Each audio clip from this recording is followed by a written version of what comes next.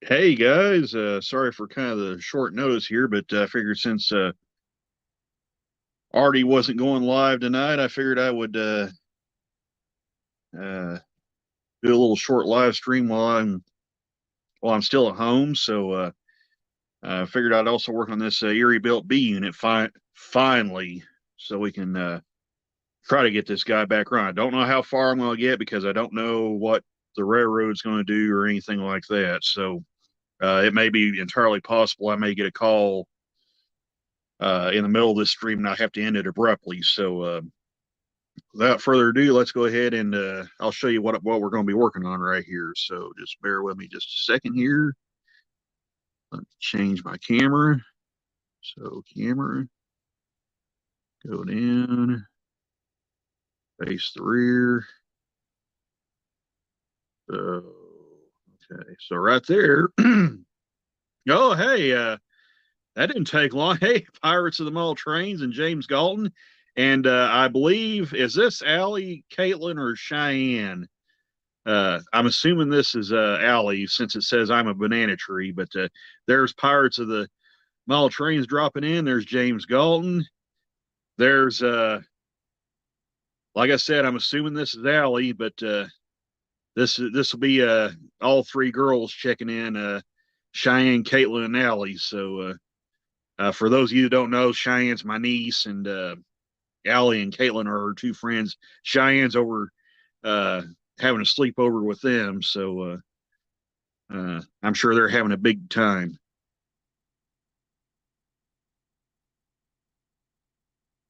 If you don't look in the comments, I'm going to hurt when I get home. Oh, okay. All right. Hi, Cheyenne and Caitlin and Allie. Welcome to the stream. So, all right, cool. But yeah. All right, appreciate that, James. Oh, okay. Cool, awesome. Awesome. Okay, so basically what we're going to be doing, I'm going to try to tackle this rear truck on this locomotive here. I've got the oiler kit for it already, so we're going to be using this guy. So let me run and get some water, red hat, and teal ink. Oh, they're wanting me to put the link in. All right. Yeah, we can do that while I work on this. So have a short little chat. So hang on just a second, Cheyenne. And I will put the link in here. Let me see. Post a comment. Okay. I forgot how I did this. Okay, get that out of there. Okay. Yes. Oh, okay. Here we go. Invite, yes. Copy. Okay. So I need to get that out of there. Now I need to put this in the chat. All right, girls. There's the link to the stream, and you can jump on. Oh, hey, race fan. There you go. Hey, welcome to the stream. So while I wait for Cheyenne, Caitlin, and Allie to jump on, I'm going to run and get some soapy water so we can wash these parts. Now, obviously, we're not going to be washing the wheels with this because that will oxidize them, and I've already cleaned those. So, but I'll use this little toothbrush right here to clean them, and so hopefully we'll get this guy kind of smoothed out and run. This has been the truck that's been causing, I think, our biggest problem. So be right back. I'm gonna run and well, Shane and Caitlin's already in the basement, so hang on. Let me go ahead and bring them in. Add to the stream. Hello. You need to unmute your mic. Your mic's muted.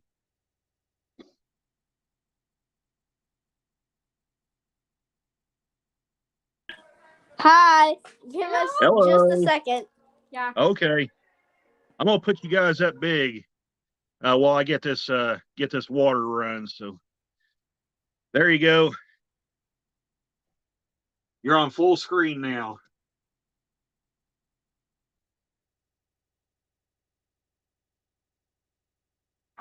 Do you guys want some mustaches? Do what? Oh my gosh, my new hair is everywhere. Yeah, do you guys want some mustaches? Mustaches. Do what? Oh my gosh, my new hair is everywhere. I think you YouTube on it. Hear an echo. Mustaches. Do what? Mustaches. What? Mustaches. What? Turn the volume down. But we can't hear it.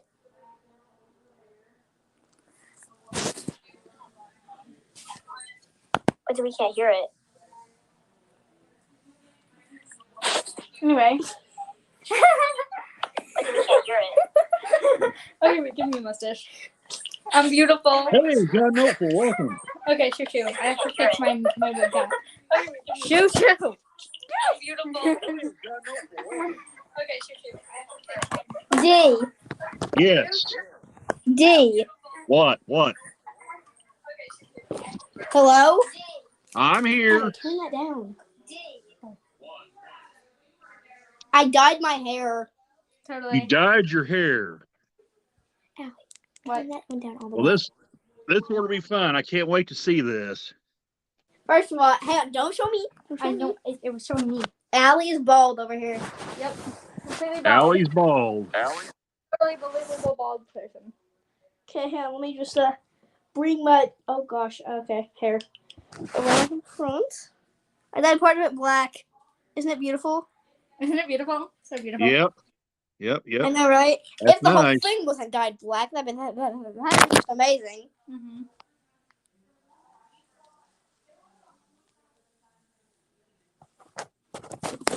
It's so beautiful. So beautiful. Yeah, that looks really nice. I know, right? If it wasn't like that.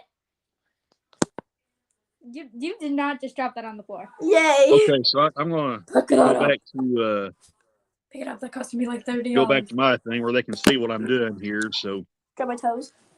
Don't pick it up with your toes. I'm gonna take this apart. So Now, what I'm gonna disrespectful do, to I'm the gonna weight. drop this in the soapy Okay, water Allie. we got What? right Should I usually put this on and here. go see if anybody notices?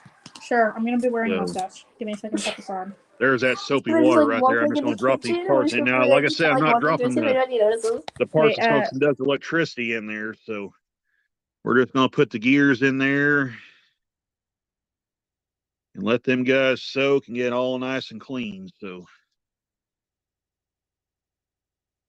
here's one gear that kind of escaped everything. So okay. Hey, Anthony Dodge, I'm all train outsider. Welcome. Yeah, we're since I found out Arty wasn't gonna be live tonight, I figured why not? Let's go ahead and do a little short stream and see if we can hopefully get this engine a little closer back to running again. By the way, if you're wondering what I'm working on, it's this guy right here that's taken apart. This is a Proto 1000 Erie built booster unit. Now I'll have to service this A unit too. I'm not gonna just service this engine, be done with it.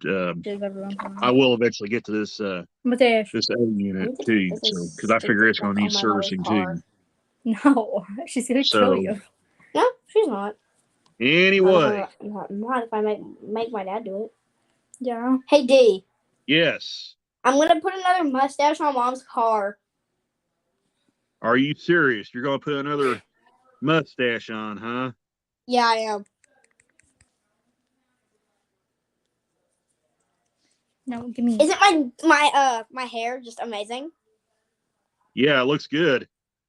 Yeah, I know, right? I'm bald now. You don't have a bald cap on. I know. Yank my hair back down.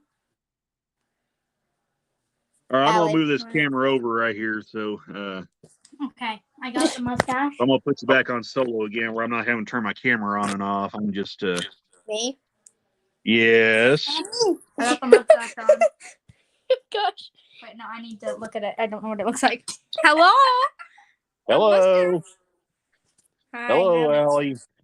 I'm beautiful. We just kept my mustache. Yeah, that's nice. See, I told you we would still have a wacky hangout party with the because we got the party girls with us. We got Cheyenne, Caitlin, and Allie. Where's Caitlin at, by the way? No, Caitlin. No, She's not No, here. Caitlin. No. Oh, Caitlin okay. died. Yeah, she died. Hey, Mystic Railroad, what's happening? Yeah, we're this is kind of an impromptu substitute stream for Arty since it actually worked out. I'm actually off work right now, and We're gonna go. I really want to get this engine done eventually. So I really don't. Wait, should we tell Dee what we're doing? so No, I really I don't know wanna how walk far in we'll there. get before rail What crew about- calls me, but hopefully we can maybe get this guy back together and get this front truck service. So I'm letting this. Let's see. I'm going to make sure I show that. Okay. We'll be back. Okay. I'm gonna go back to the other thing here. So I'll put myself on solo right now. So okay, what I've done, I've got some more soapy water and I'm washing the gears and some of the plastic parts, letting them kind of soak. So let's kind of see how we're doing here. So now I bought these cheap toothbrushes at Walmart. Got them like in a 6-pack for $1. So they're going to be perfect for what I plan on doing here.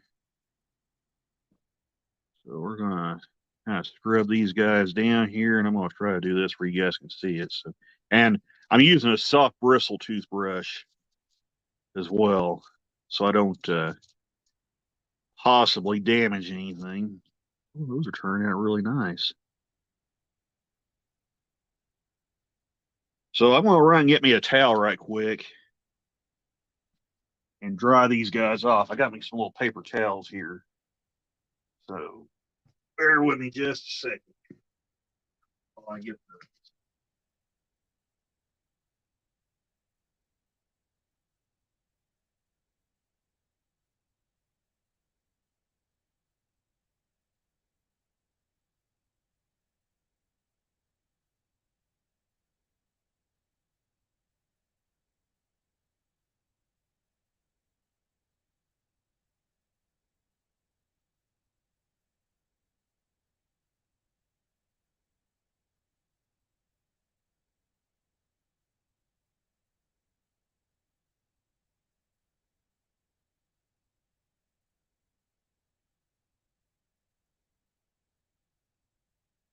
All right.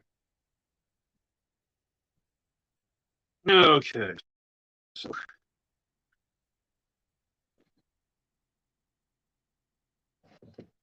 I'm going to show you what I'm doing right here.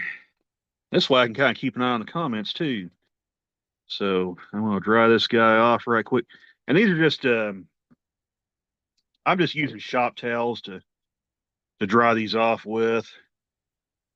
Some people like to use like a microfiber towel, but I don't know. These shop towels work pretty good, to be truthful. That looks really good. I do say so myself. Heck, let me put a light on that. Where you guys can kind of see what's going on here. Don't mind the packing peanut. That's an escapee out of a box somewhere. So I'll lay that off to the side. But yeah, that actually looks really good. So, all right, awesome. So I'm going to dip in here and I'm going to see if this little bottom part right here is good. Now, I kind of got this tip from Dirty Dan at Dirty Dan's Trains, where he was working on a Bachmann engine. So I figured, well, if it worked for the Bachmann engine, it'd probably work for this Proto 1000 engine as well. So, oh yeah, that Dawn dish soap's really taking the grease off. And this part here just had all kinds of old, yeah, clean as a whistle. Oh, hey, Transport Fanatics. Hey, welcome. I believe now, if I remember right, this is Mr. Rail Yard actually. This is his second channel. So, hey, I think I made you a moderator for your second channel there, Mr. Rail Yard. So if you want to put a link to your channel, So people can check that out. Feel free to do that. So yeah, that's really coming out nice. I'm gonna set that in there. Like I said, I'm just using a toothbrush here. I bought these at Walmart for like $1, a 6-pack for $1. So works really, really good. Hey, Dave BNSFN scale, welcome. And I think I said hi to Dwight Curley, but if not, hello, Dwight. So yeah, welcome, guys. I appreciate you guys stopping by. For those just joining, since Arty canceled his stream, I figured while I had time and while I was off, I figured why not go live for a little bit and see what we can do to get this guy cleaned up and back rolling again. So, well, that's really coming out nice. Boy, this is. Let's see. Wash that off just a little bit right there. See if we can.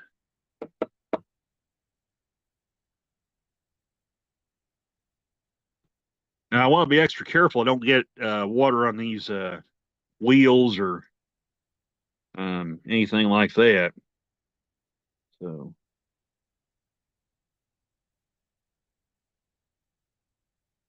I want to kind of dry this guy off if I can here. And it's probably a good idea just to kind of let him air dry too. So I'd like to be able to hang around. Hopefully I can hang around long enough where I can show you guys how this sucker goes back together. Oh, okay, there he goes. There's a link to Transport Fanatics channel. I forgot that you existed, D. Which, by the way, is Mr. Railyard's channel. So there's a link to his channel right there if you guys want to check him out. No more milk. So, okay. Got a little flashing right there to kind of clean up. Ow. I want to go back in there. Why? We'll join the live stream later. Are you leaving? Okay. Did they leave? Yeah, they did. Okay. Okay, they said they'd come back here in a little bit, so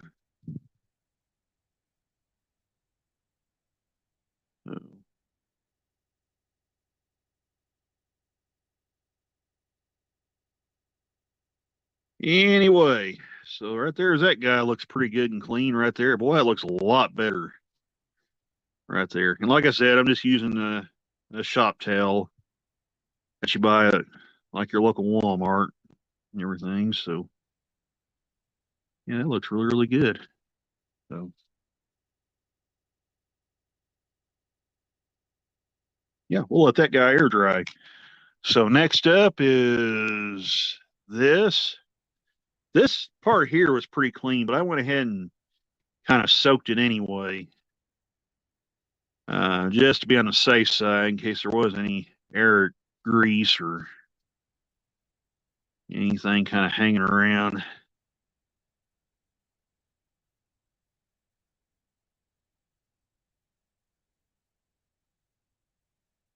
And this really should go without saying, but just for anybody that's new to clean model trains, if you're gonna use toothbrushes, make sure you buy one that is solely for cleaning trains. Either label it or like use a certain color like this purple one here. So that way you don't accidentally wind up brushing your teeth with used model train grease. So I said that should go without saying, but just in case, just a little disclaimer there.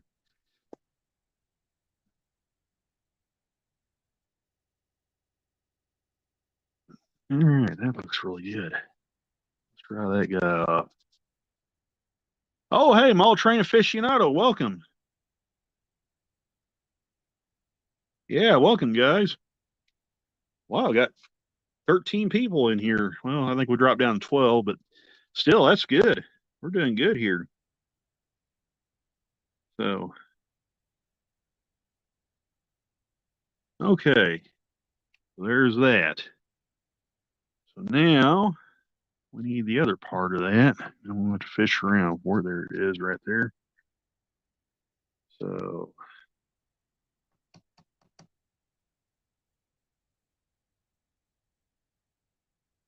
I'll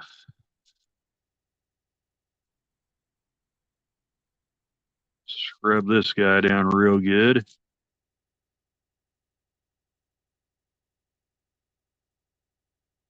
Oh, okay. Yeah, I appreciate that, Transport. Yeah, so there's a link to his friend's channel right there. So, yeah, that's what we're here for.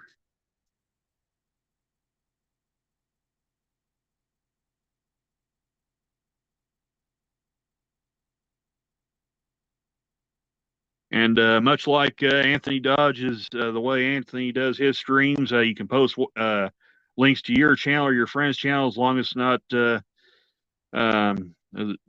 links to videos as long as it's not, political or all that. So as long as it's hobby related and even comedy related, you can do that as well. So basically, if you're a viewer of Anthony Dodge's channel, the rules are the same on his channel as they are with mine. So um,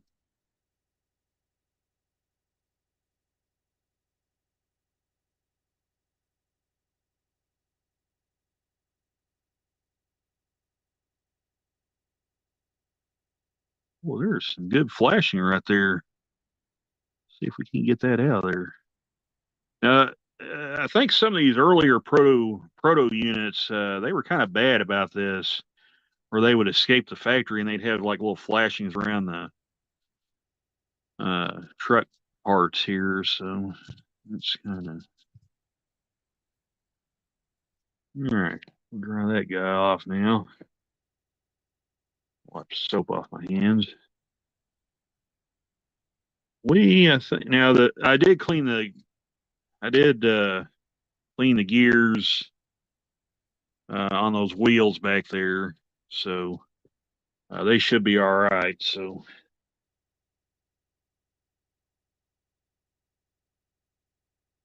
uh, and the worm gear look good, so I don't think we'll need to worry about doing anything with it. So it's just for some reason just around the truck parts, the gears and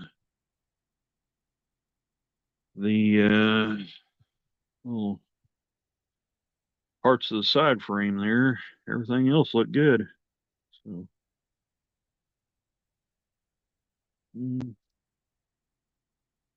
me a toothbrush here. I'll clean those guys off a little bit.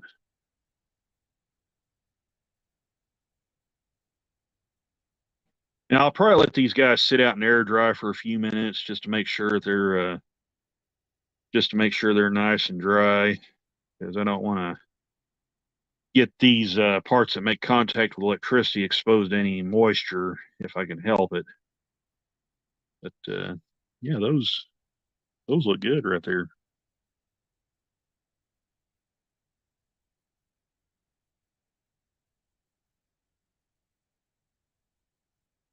See if we can't scrub that one down just a little bit. Oh yeah, that looks good. Here now.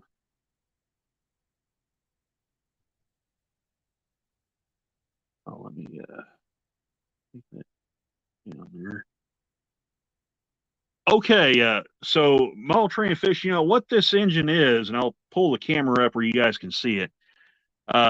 Right here is what we're talking about. This right here. This is a Proto 1000 Erie built, and right up here, I'll tilt the camera up a little bit more. Right there is the A unit that goes with this B unit. So, whatever has happened to this engine, I think it's dry lubricants is what actually happened to it. I thought at first it might have been a damaged gear, but when I took this thing apart, there was a lot of nasty dried lubricants in this thing. So I'm kind of banking that this is what the problem is. It's actually a lubricant issue. So I'm just going to clean all the gears up. Probably won't test this thing tonight if I get it done. I'll probably do a separate video on that where we'll try it out, but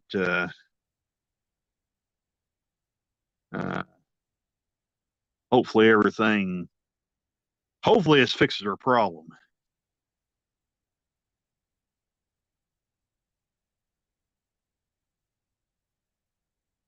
So I'm just going to clean this guy up right here. And if you missed it, I'm just using a cheap toothbrush you pick up at the dollar store. I actually got these at Walmart. They're like 6 for $1, so I figured why not.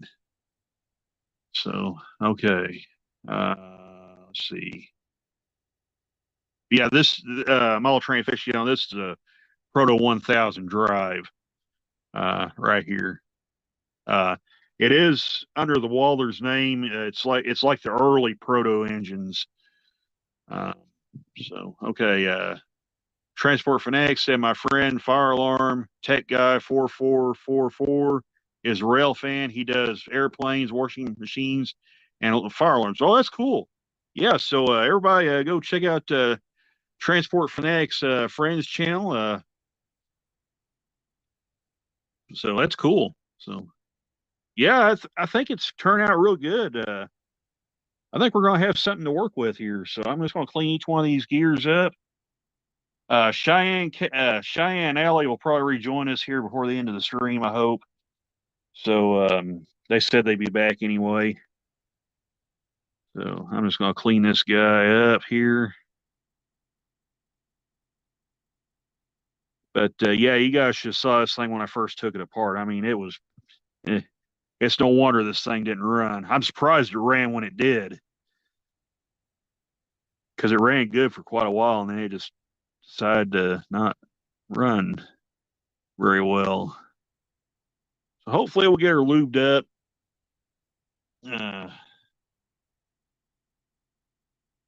Kind of get things straightened out with this guy here.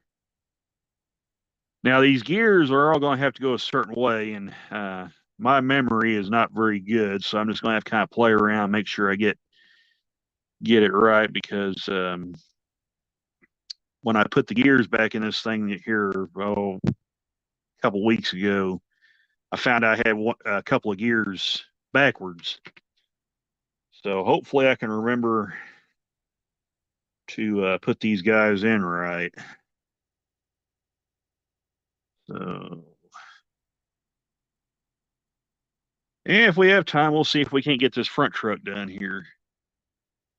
So,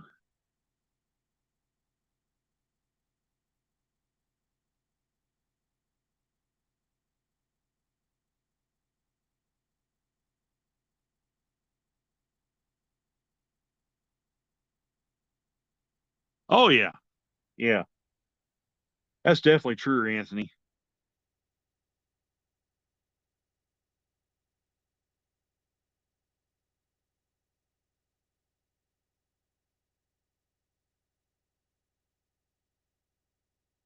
Uh, I'm assuming John's asked if that's a E7. No, these are what they call Erie builts. They're sort of like an Alco, or no, not Alco was I think. They're Fairbanks Morse, I think is what the box says. In fact, I have the box somewhere. What the heck did I do with it? Because it actually says who actually built the prototype. I do know for a fact there's no known survivors, prototype survivors of this engine. Oh, here it is, right here.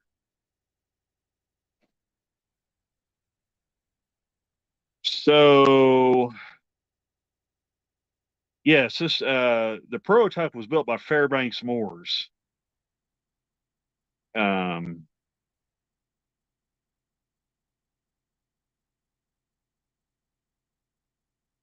so there were 48 Erie builts. No, no, no, no, no, no. Let me back up here. It says total build 111 locomotives, 82 A units, and 29 B units. So the owners were Santa Fe, Pennsylvania, Milwaukee Road, and New York Central and Union Pacific. So that's pretty cool.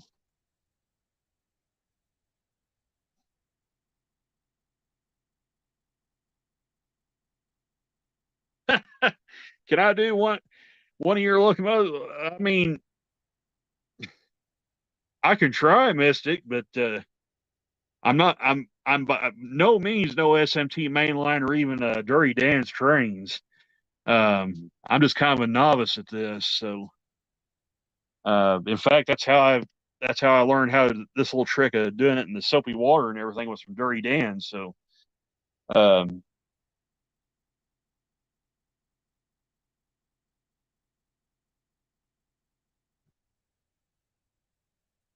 and I don't even proclaim myself to be that good at it. So now, there is going to be one gear on this engine. It's a pretty interesting piece, and I'll show it to you here just in a second. As soon as I get this guy cleaned up, because it is, I'm assuming it's still in there. Let me feel around. Yeah, there it is. Okay, there's a couple gears there. Okay, so dry my hands off. So,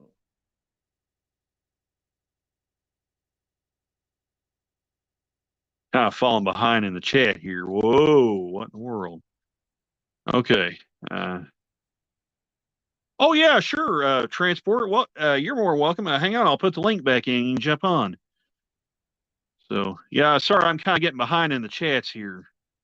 Yeah, hang on. Let me put the link back in. You can jump on here. Transport. So let me do this. Copy. So let me get that in the chat, and I'll.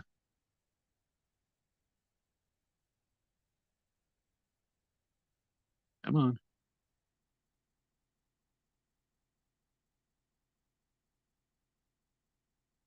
Okay, transport. There's the link. You guys can jump on if you want to. So,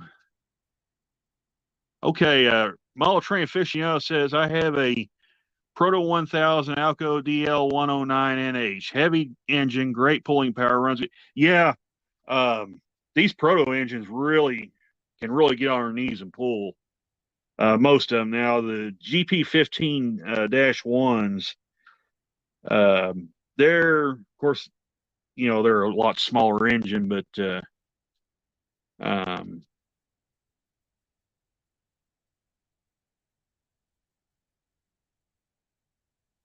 yeah, for the most part, these guys really do pull good. So.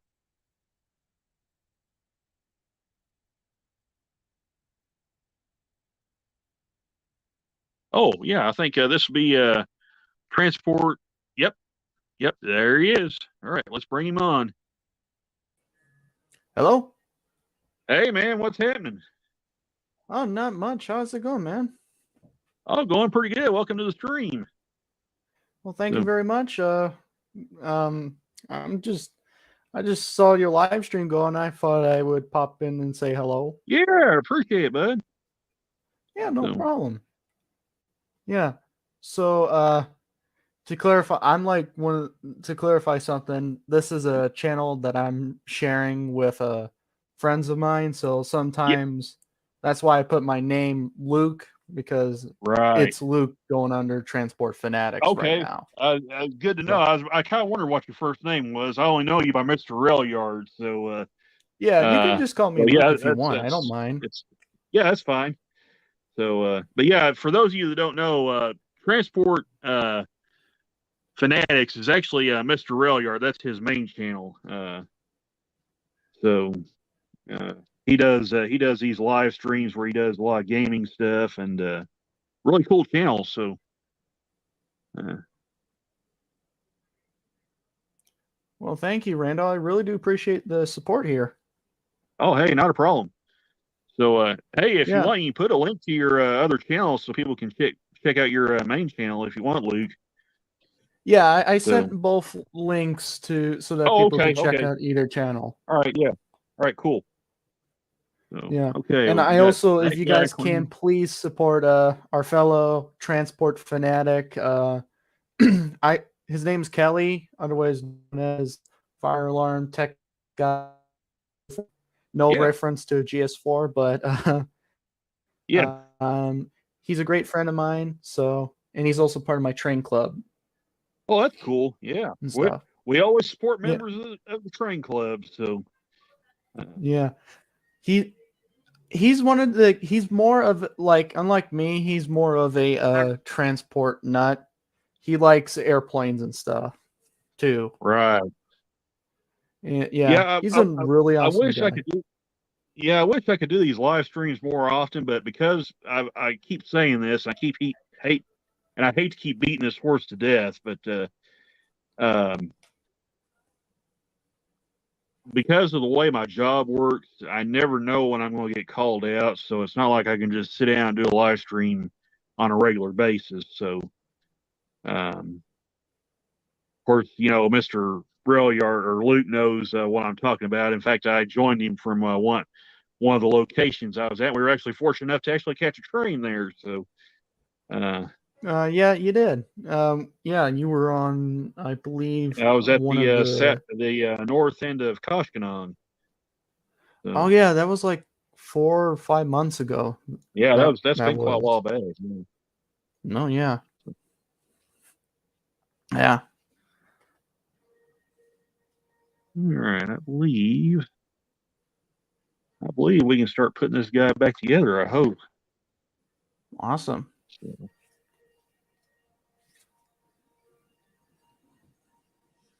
I just gotta remember how these gears go back together. Now, there's a certain orientation these gears go, because you get it wrong, it starts binding up. So You hopefully we'll said get it that's a right. Walther's Proto 2000 right there. Right. This is actually an early Proto 1000. Oh, 1000. Sorry. Yeah, it's the 1000 series. Sorry, I probably said 2000, Okay. but it's actually Proto 1000. Uh, All right. but this is like the early version. This is from like the early to mid 2000s. I think the box has 2005 on it. So we're talking a good 18 years now. Good grief. Holy cow. Yeah. And how I even found this engine, this thing was sitting on a shelf at an antique store in West Plains, Missouri. And they were selling it as a pair, and I don't even remember what I give for it. It wasn't very much. It was definitely worth it. Yeah. So that's how I actually found these engines. I just thought they looked cool and they were something different. And that A unit, my goodness, the headlight on that thing, it's got an absolute blinding headlight on it.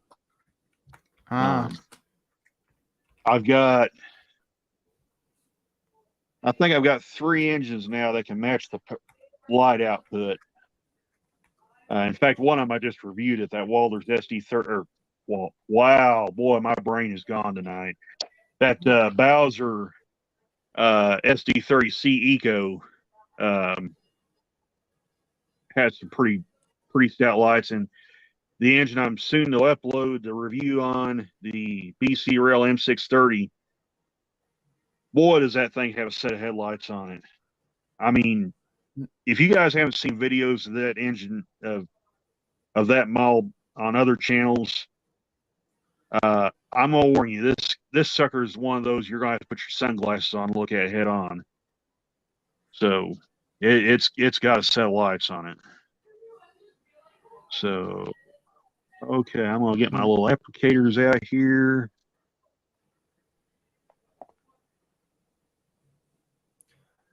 I think there's a similar locomotive on the CPR. I forget which model it is, but I think it's a Fairbanks Morse. Okay, that's cool. Maybe a Trainmaster. Yeah. I think there's still a few of those floating around. Oh, I think they're sea liners. You ever heard of sea liners? Oh, sea liners. Oh, that's cool. Yeah, the CPR had, I believe, about 13. I think I'm not sure the exact amount, but they really had cool. those. Yeah. Okay. Quick confession to everyone here. I am quite the Canadian Railway aficionado. Hey, there ain't nothing wrong with that, man. Yeah, I like Canadian Railroad. I'm actually more in the Canadian railroading than I am with American, funny enough. I just like the look of CPR engines and stuff. See, I'm going to make sure I get this right. Yeah, that's cool. Yeah. So. Yeah, so I'm thinking about once I get a big enough space, get some more, get build my layout again, and this time I really want to do Canadian railroading with a tad bit of Nice. British and stuff. Yeah, did you and Anthony Dodge, if he's still in the chat, he can back me up on this. Markland's doing a 100th anniversary Flying Scotsman. Yep, So they are. that is really cool. Now here's the thing. People will kind of whine and complain about one thing, the paint scheme, but it's accurate to how it is right now because Yeah. Flying Scotsman is painted up in its BR Brunswick Mhm. green with smoke deflectors and a double chimney, or what we call smokestack in this part of the Atlantic. But Mhm. I don't mind the BR green. I just, funny enough, my favorite condition of Flying Scotsman is how it was between 1999 and 2007, which is basically the image photo that you see right now of Flying Scotsman, where it is Okay. painted BR. It is painted apple green in the apple green of the London and Northeastern Railway, but it has the British Railways smoke deflectors and double chimney. And it doesn't have its original whistle because it had a South African 3-chime, because at the time Flying Scotsman was using an A4 boiler from That's cool. a A4 Pacific. I'm not sure which one, but I think it was a spare boiler, if I'm not mistaken. So for anybody that's wondering what I'm doing, I'm oiling these little holes up to put the gears back in. And hopefully this will, oops, I gotta put these guys in right here. So I got a question for you. Do you think Yeah, you go would ahead. get a Markland or Trix Flying Scotsman? Oh boy. I can't really answer that question right now. If we're talking right now, no. Now maybe a year, 2 years down the road, we could be talking a whole different ball game. I mean, Well, that is Markland something just announced it. that is something I'm looking into. But Mm-hmm. I mean, like right now, Yeah, it real yeah. I wouldn't get it right now, but I would definitely get it probably whenever I get my layout back. But yeah, that is an engine that I would love to get for my layout. The only problem yeah, is that there's like no HO scale British passenger cars to go with it, I think. yeah, that is right. I don't think there is any passenger cars to go with it because they showed the engine with a different set of passenger cars. Yeah, In like the double video. scale and HO scale are, they run on the same track. Just double scale is a lot more out of proportion than an HO scale engine is. Right. Which I don't mind double scale. I would like to get double O scale, but you know, I like scales and stuff. Like I like to have accurate proportions between the Flying Scotsman and say a big boy. Yeah. But it is like it if like Hornby would have, with using its River Rossi brand, come out with a British engine in HO scale. Doesn't have to be Flying Scotsman. Could be an A4. Could be a little tank engine. Even I think more British HO scale locomotives. I can assume it. So, but we'll see. But honestly, I would like it if scale trains would make a class 66, because it's basically an EMD locomotive but with a British body on it.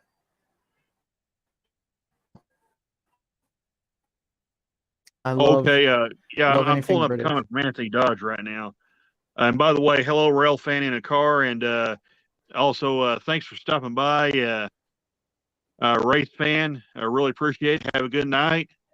Okay, I'm gonna pull up this comment from Anthony Dodge. He says the Flying Scotsman was not originally the loco, but the train and a couple of different locos pulled it. But then the one became the named loco. So that's a good Yeah, point, Anthony. The Flying Scotsman technically wasn't the uh, original engine. So well, the Flying Scotsman name was the original name of the Flying Scotsman train was called the Special Scots Express, which was introduced in 1862, I believe. Referred to it right, as the Flying Scotsman. So in 1923, they just decided to change the name to Flying Scotsman. And then in 1924, 1 year after Flying Scotsman rolled off the workshops of Doncaster, it got its name Flying Scotsman before it went to the British Empire Expedition in Wembley. right. Yeah. But holy cow, I can't believe Flying Scotsman's 100 years old. I can remember turning 90 years old in 2013. Now that's a long time ago. Yeah. Well, it's kind of funny because didn't like the FT turn like 80 years old, or let's see, what is it? Well, it's like 80. They first come out in 39. So yeah, the FT's like 84 years old or 83 years old. Yeah. Yeah. So, I mean, People don't holy realize it. smokes. These machines are getting older. They're not getting younger. They're getting older. Yeah. I mean, we're sitting here looking at the Dash 9s now. Um, I remember when they first came out with them, and now here we are.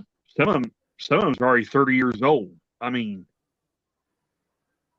uh, that's that's just amazing that here we are talking about the Flying Scotsman being 100 years old, but on the flip side of it, some of the engines that were some of the most high tech are entering the twilight years of their careers. So, Yeah. and most of those are being either overhauled or they're being retired and scrapped.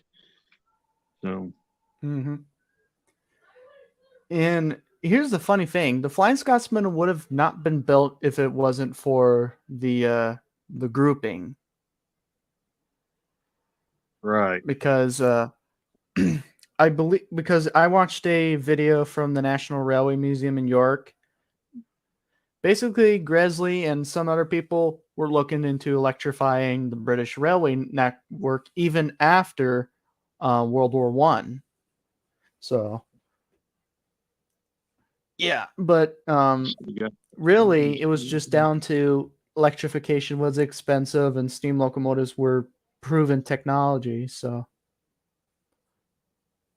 and also the older railways merge into the LNER, so their main focus was standardizing the steam engines that they got. Yeah. And like I said, I don't know if I said hello to Rail Fan and Car, but welcome to the stream. And Mystic says the space advantage of N scale said he say he loves the space advantage. Yeah. I I mean, N scale's come a long way in probably the last 5 years. I mean, it's really amazing how far that hobby's or how far that scale's come in a really short time. So.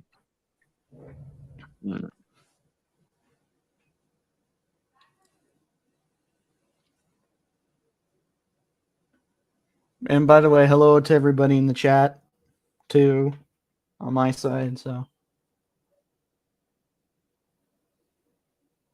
Trying to fit this guy back in here where he'll be nice and snug again. Like I said, I hope I got these gears right. We'll find out here in just a minute. Come on. now, is that a DCC locomotive or is that a standard It's a DC? DCC ray. It's actually a DCC ray. And here, I'll put myself up big here where you can see that, but Okay. let me wipe my hands free of the oil, but I'll show you here. So right here, it's got the DCC plug in it right here, and there's your motherboard right here. So I'm assuming you would take this motherboard out, and then your decoder screws in here and plugs into this plug, this little DCC jumper plug here, because you got all your wires for your motor and everything. So it's Okay. a little different than probably some of the more modern stuff, but it is possible to still convert to DCC pretty easy. Yeah. I'm just kind of glad, especially for the Thomas guys. Now Bachman is starting to come out with some DCC and sound Thomas the Tank stuff. Oh, that's cool. Yeah, so if you're looking, I've actually still got my niece's Thomas stuff. So no, you're fine. But yeah, from what I've heard, that's really cool. Yeah, from what I've heard, it is a little bit difficult to put a DCC decoder into the standard Bachman Thomas the Tank engine, but if you're looking for a Thomas the Tank engine to put on your layout and stuff, just buy the Bachman DCC one. Right. It from what I've heard, it's pretty good. So that's cool. Yeah, I'm just kind of surprised of how many model railroaders now, how many Thomas the Tank Engine fandom members now are model railroaders, and they make their own versions of the Island of Sildar and stuff. Just kind of amazes me. Well, here's my take on it. Thomas the Tank Engine has really, I think, kept the hobby alive. I mean, if it wasn't for Thomas the Tank Engine, I would probably venture to say this hobby would be in real trouble. Yeah. Now we can all talk about the new version, the new animated version, which is odd. Yeah. We won't get into that too much, but yeah. No.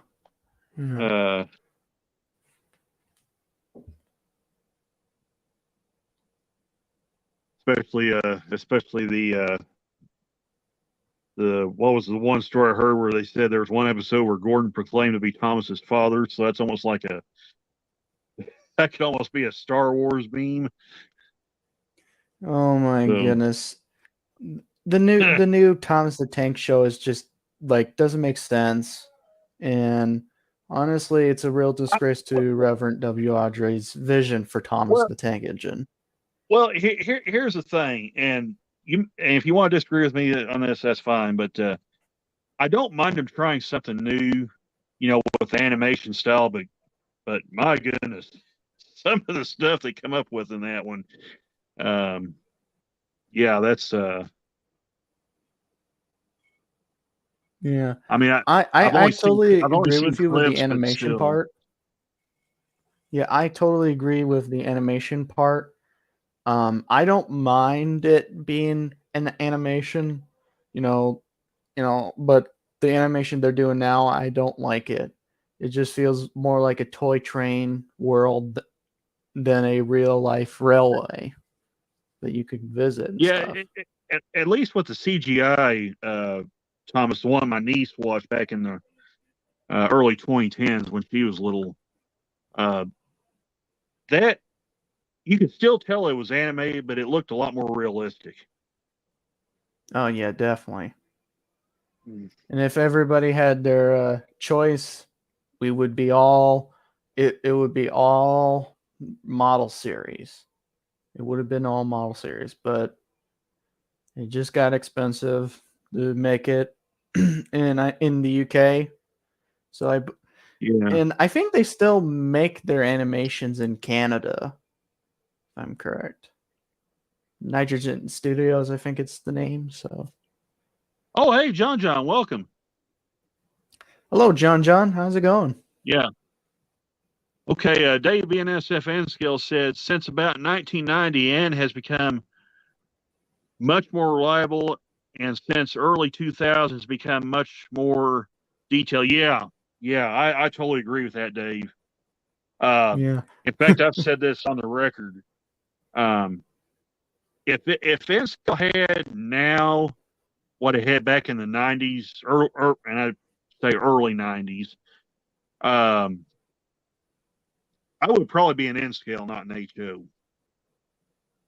Yeah. I was in Uh, N scale for a little while. The only reason why I didn't got into N scale as I was in HO is that it was just too tiny for me, personally. yeah, and now they got all this stuff that they're coming out with, and now my eyes are shot, and uh, I can't really see to work on it. So Yeah. that Did stinks. you But see the Rapido trains turbo the turbo train from Rapido in N scale? you you know what? I have seen the video on that. Um, that's a pretty cool looking train. Yeah. Okay. I Now have a I I do have a sorry. go Continue. ahead. Sorry. I really don't want No, to you're cut fine. you off, man. No, Yeah. you're I'm fine. not You're fine. I don't mean to be cutting okay. you off. No, no. You're the host, man. You do you do No, what you do. go ahead. Go ahead. Go ahead and finish your thought, and Yeah. I was going to tell you something anyway, Yeah. but go ahead and finish what you're going Basically to say. basically my love of model, probably one of the reasons why I'm still wanting to be in the hobby as it is Rapido trains.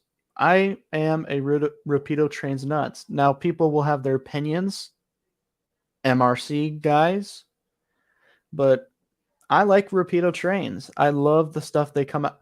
I love it. They're just, I watch their videos and I feel like I want to hang out with them. I feel like I feel like they're actual model railroaders instead of people behind the desk announcing, "Hey, we're going to introduce you a model train. Suck it up."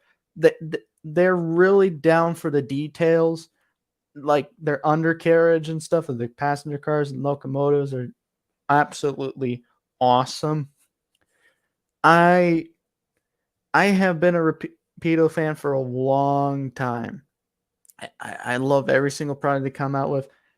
They did buses. I'm like, yo, we gotta have more buses in the model train world because I love the buses that they I did. I agree with gotta get that. yeah. I if anybody if I think no model train layout is not completed without a Rapido bus, especially a lighted one. I love the lighted ones and stuff. Well, Um, and the thing that kind of gets me is they seem to get a lot of hate mail. Of course, they take it in stride. I mean, that that video Jason did where he kind of did the I guess if you want to call it the Jimmy Kimmel Mean Tweets parody, where he mhm. read all the hate mail. That was legendary. I mean, I don't care what anybody says. That video, that video he put out, that was probably one of the most legendary model train videos I've ever seen. Oh yeah, I love that video. I love the one where I forget the guy's name. He's another funny guy. The guy who did the uh how to repair, not how to the repair, like how to add DCC or something to your RS11s, I think. And he's always funny with his videos, and he read out some hate mail, you could say, and he's like, yes, model train he's like, okay, yeah, normal, no more fun. Model trains are not for fun. It's serious business. I love it how they can turn hate into comedy. Yeah, I love it. It it really just makes the hate mail just makes people want to buy more Rapido stuff. exactly. Yeah. If Jason Strawn is watching this, you are the man. You are probably I, people can people will argue with me. I think Rapido Trains is one of the best model train companies in terms of how involved in in HO scale in their industry are. They make it even clear they're model railroaders first and foremost, and a lot of the models that they come out with are models that they want too. It's not, hey, we're going to give you a model because you want it, or it's makes the money. They do it because they want to do it. So Right.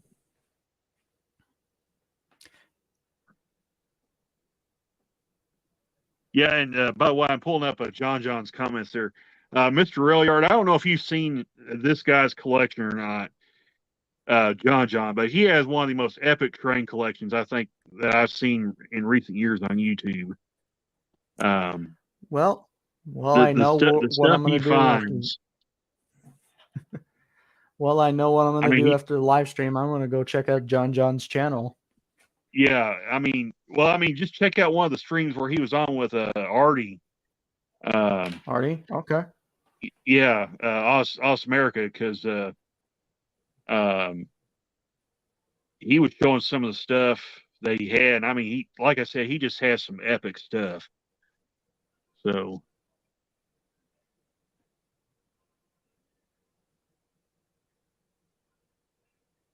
yeah. Yes. That's important, Dave. Yeah, getting the kids involved. Speaking of kids, do you have any like family members or know of any younger members in the hobby? Oh yeah, we got getting... in the club. We've got several young people. I'm talking Wow.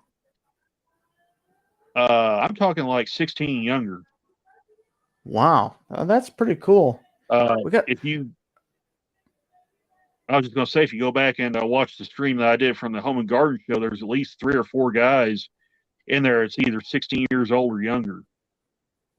Okay. That was actually there. Now there's actually more than that, but the guys that you actually see in the stream, that there's about 3 or 4 of them. So wasn't he the guy who owned the $15 DCC steam engine? You talking about John? Is that John or that may be John? I'm not sure. Okay. He's got one engine that he bought. They said he bought, it was a Great Northern E unit. Excuse me. Mm-hmm. And he said it wound up being sound equipped in DCC, and I think he gave like $20 for it, if I remember what he told me right. So, oh yeah, I'm not going to forget that. Don't worry. I'm just making sure I got these gears right. So, and I think I may have to wind up taking this guy back apart again, because I think I may have got a couple of gears backwards the way it feels. So, I'm gonna. I think this is my very first live stream with you on your channel. I'm not sure, but yeah, I believe you're right. I believe this is the first time you've been on here. So, yeah, that's really cool. Yeah, I just, I thought, I honestly wanted to be on your live streams for a while now, and now I got something off my bucket list.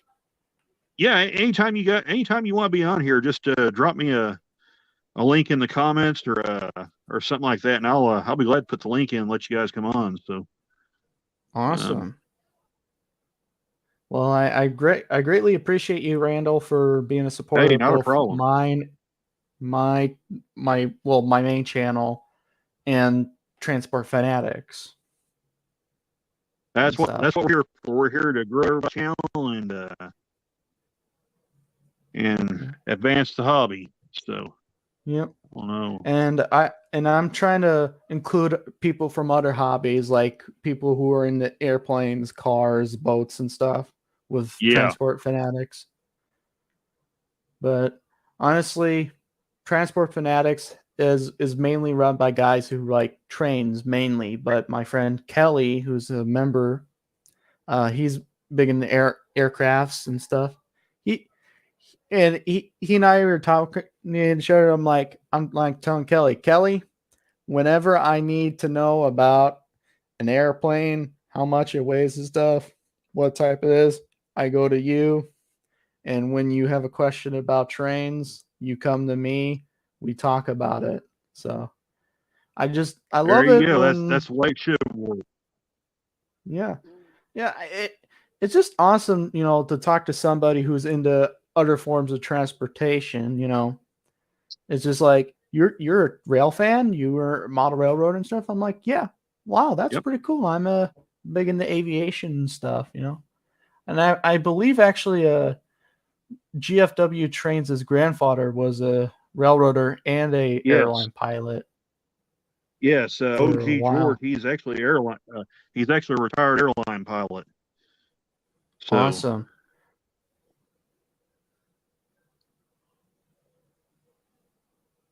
yeah. And shout out to GFW Trains for supporting us. Yep. Or supporting me. Yep. It was George and Wally's watching. Yeah. They were actually live here not too long ago, so it was good to see them back online again. Yeah. Oh, that's cool. Okay, Anthony Dodge and John Hopeful is heading out, so really appreciate you guys stopping by. Sorry I'm kind of behind in the chat. I'm trying to get this guy put together, so I'm not minding the chat like I should. But yeah, I really appreciate you guys stopping by. We're kind of hopefully trying to get this truck put back together here, and just kind of hanging out and chatting. So, do you mind me reading out some of the comments to you? Yeah, go ahead. Yeah, I appreciate it, easy take on taking it easy on the AD from Mystery Model Railroader, I think.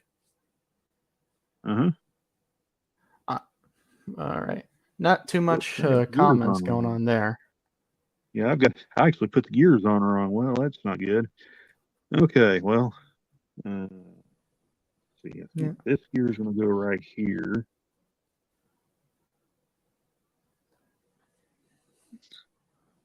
I know this gear.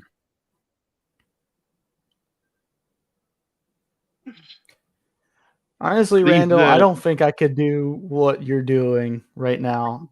I'm a model railroader, but I don't think I can go to the extreme that you are doing with fixing some of these cool models. I'll tell you what, if it wasn't for channels, like I said, for guys like SMT Mainline and Dirty Dan's Trains, I wouldn't even be attempting this right now. So, yeah, SMT Mainline, I look up to him a lot of times because he's a Canadian model railroader, and I like to learn how the Canadian modelers model their stuff, because personally I'm more in the Canadian railroading than I am in American, funny enough. But right. Well, I mean, yeah. There's a reason the guy has 75,000 subscribers now. The guy knows what he's doing. Yeah, I mean, and he's only 21, I think, only 21 years old. 21, I think, is how old he is. So yeah, I thought when I first fought, I thought he was younger than 21, but no, he's older than that. I'm like, wow. Yeah. And also, he even involves the real Canadian railroad stuff. Like he built a speeder, which I really wish, if he's watching the channel right now, I really wish he would go back to the speeder and give us an update on that. But yeah, he also talks about the. Sorry, please continue. No, I was just gonna say that would be cool if he did that. If he went back to kind of doing the deal with the speeder again. So yeah, and the guy's got a real passion about that. I think it was a Swedish steam locomotive that ran up there. Yeah, I believe that is 2012. right. I believe he did have a Swedish model. Yeah, and he's got a model of the steam engine and the Swedish diesels. I think there's one. I believe he also has the cars now. Oh yeah, I think he does. He's got the whole shebang. This guy, I really think SMT Mainline is one of the premier model railroaders on the platform here. Probably up with Sparky and stuff, And my goodness, I would totally agree with that. Yeah, my goodness, I would personally like to chat with him. You know, he seems like a darn I cool actually guy. became friends with him on Facebook. I don't really chat with him just a whole lot, but I do. I will send him a picture, and I don't think he really messes with Facebook a lot anyway to begin with. But All right. I will Yeah, like I'm send on. him a photo if I see something cool. So Mhm. By the way, I am on Facebook, so if you want to check me out there, I do have a group that I run with another friend of mine. all right, So if cool. you want to check that out, I'll probably send to you privately, but if you want to Yeah, check that's that out, fine. that It's the same name as my channel. Just look for the BNSD9 in the thumbnail. So that'll be me. all right. Yeah, It'll be the. we'll get you invited in, man, you know. All right, sounds cool. Yeah. Another thing I want to mention to you, Randall, is that I wrote a letter to Canadian Pacific not too long ago, and they just responded to me. Oh, really? Yeah, I wrote to them about the Empress, and they gave me some good information. I do want to give a shout out to Adam Mintz. I think it's his last name is spelled Meeks. I think Mintz. I don't know how you would pronounce it, but he's Yeah. the guy who runs the heritage stuff, and he also works with JJ Morris, I believe. JJ is basically the guy who takes care of 2816.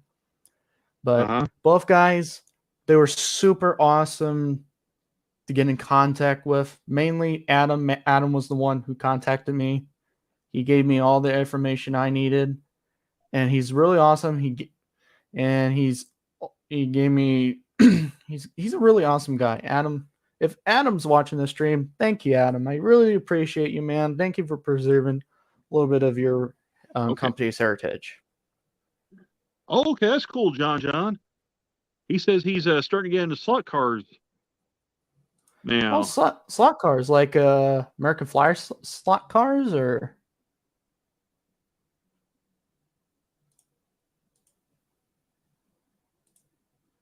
He because said you need to check Darth, Santa Fe, and Elite 194. I'm assuming that's the channel, John.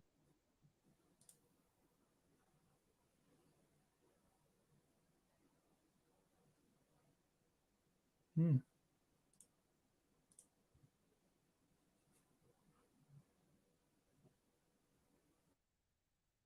Let's see, something ain't right here. Let's see. Let me send the link. These 2 years, we're gonna see what that does. There you go. I sent the link into the private chat.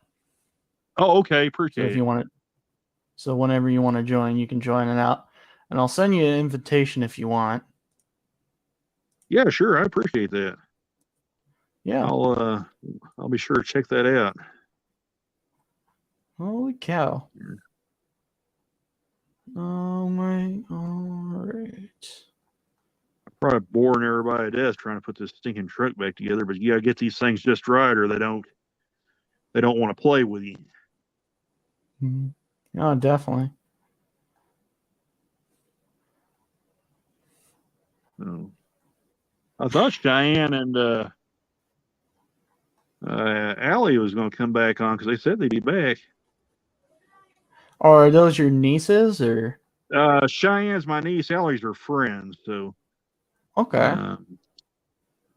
yeah, they was on here at the beginning of the stream just a little while ago, or at the beginning of the stream. They said they was coming back, but are they the ones that don't know what Casey Jones is?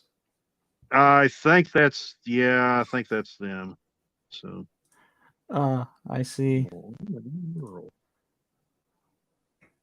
is going on with this thing?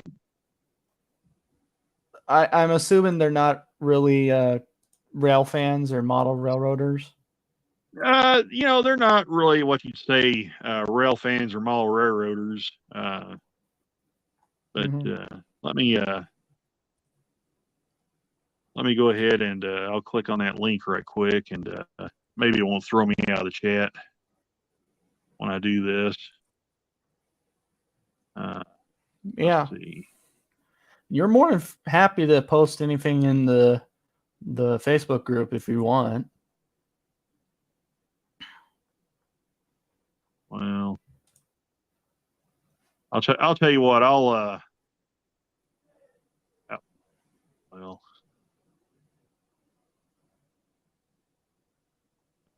okay, that's not really what play nice, but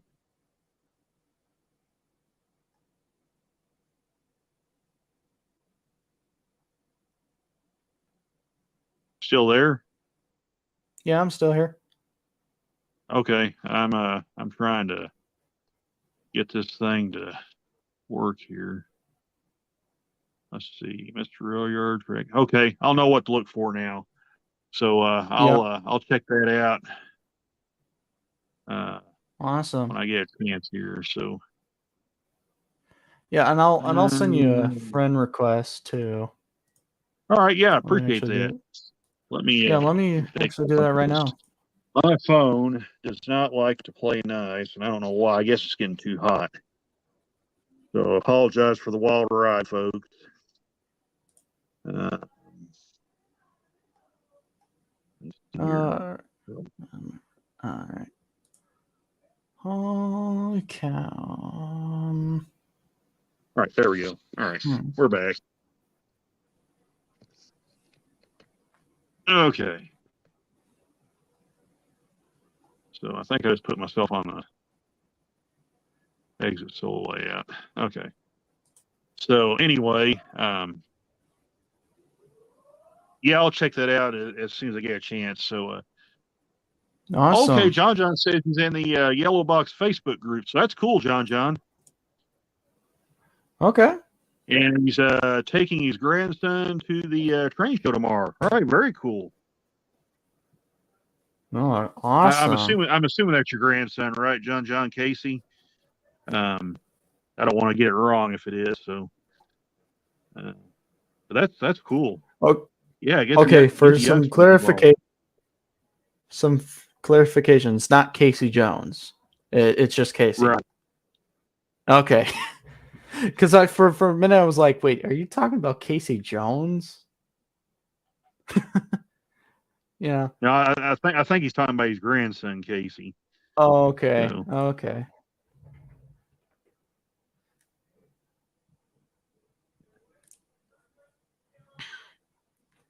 I wonder. Hang on just a second. I want to look here. I wonder if I ain't got that gear on wrong. So let me pull these guys back off. I'm going to stick this guy on here like that if I can hang on to it. There's something that's still binding this thing up here. Well, no, it's going to have to go that other way. So.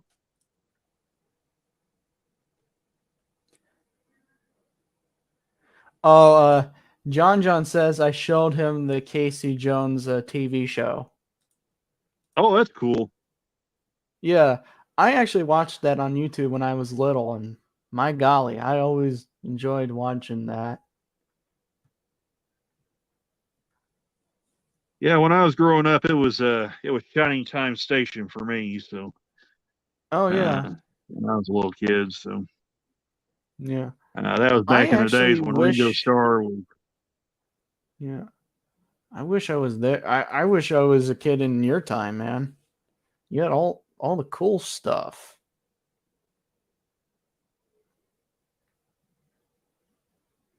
Yeah, I went from Shining Time Station, then I graduated to the other things. Of course, some of you already know this, but I'm a big anime fan as well. So, hey, that's so awesome. I kind of graduated from Shining Time Station to like the Toonami block, Dragon Ball Z, Gundam Wing. Were you ever into Pokemon? Actually, I did watch Pokemon a little bit. That's cool. I'm not what you'd say as big a fan as some people, but yeah, I have watched Pokemon. That's cool. For me, though, it was mainly Dragon Ball Z and Gundam Wing. And I regret, one of my biggest regrets, they back in November 2000, they showed Gundam Wing Endless Waltz. And I regret Mhm. not taping that show when it was on Toonami. So I actively started looking for the DVD, and I found it at Vintage Stock about a year or two ago. So that is Oh, a that's really pretty good cool. movie. You know, especially if you're into like the anime, sci-fi mech fighter type animes, uh, that is a really good movie. I may have to check that out. Yeah, the only reason I regret not taping it when it was on Toonami because they had all the bumps with it. You know, Oh, really? yeah, the Toonami bumps. Those were pretty epic. Of course, they're uploaded on YouTube. You can actually watch the bumps on YouTube, but you can't watch the full movie. But the actual Mhm. bumps are still uploaded to YouTube. Oh, I see. And Did you heard the guy who made the Galaxy Express and the Galaxy Railways just died recently? uh-uh. Yeah. I think his name Oh, is that's Leiji unfortunate. Matsumoto. Sorry if I'm butchering. I don't know how to pronounce Yeah, Japanese yeah. I'm not names. going to try to pronounce Japanese names because I would butcher the heck out of them. So I don't try to do that. Yeah. Well, I try. I try. That's all I do, guys. I Yeah, try. I mean, there's nothing wrong with that. I was just Yeah. I just don't want to offend anybody who's Japanese because, right. funny enough, there's actually a lot of Japanese model railroaders out Oh there. yeah, and there's Yeah. actually guys that actually model North American trains in Japan, Oh and yeah. do really Yeah, good at it too. I mean, these guys are not. These guys know what they're doing. I mean, man. I watch videos online of this railfan bar in Japan, and it's all Shinkansens and commuter trains, and they got some steam engines there too. It's like a bar, and when you're drink, it like the tracks are on the bar table, and then you have a section where you uh, can drink and stuff. So that's pretty I cool. thought that was pretty cool. And then Yeah, they. actually, Kato is a really supportive model train manufacturer in Japan. Like they let model railroad groups set up an in-house in their own space for like train Yeah, shows and stuff they got that's in really Japan. cool. Yeah, they're if I had to choose something else other than Rapido, it would be Kato, especially because I've had good experience with Kato engines. So, Yeah. by the way, Okay. what kind of Kato do you have? Any Kato, and if so, what do you have? I've only got really two Kato engines. I've got a SD40-2 from way back in the late 90s, and I've got an AC Mhm. 4400. I Both personally have BNSF, by a the way. two. I personally have a 2010 made C44-9W painted in the first BNSF paint scheme. Oh, that's cool. Yeah.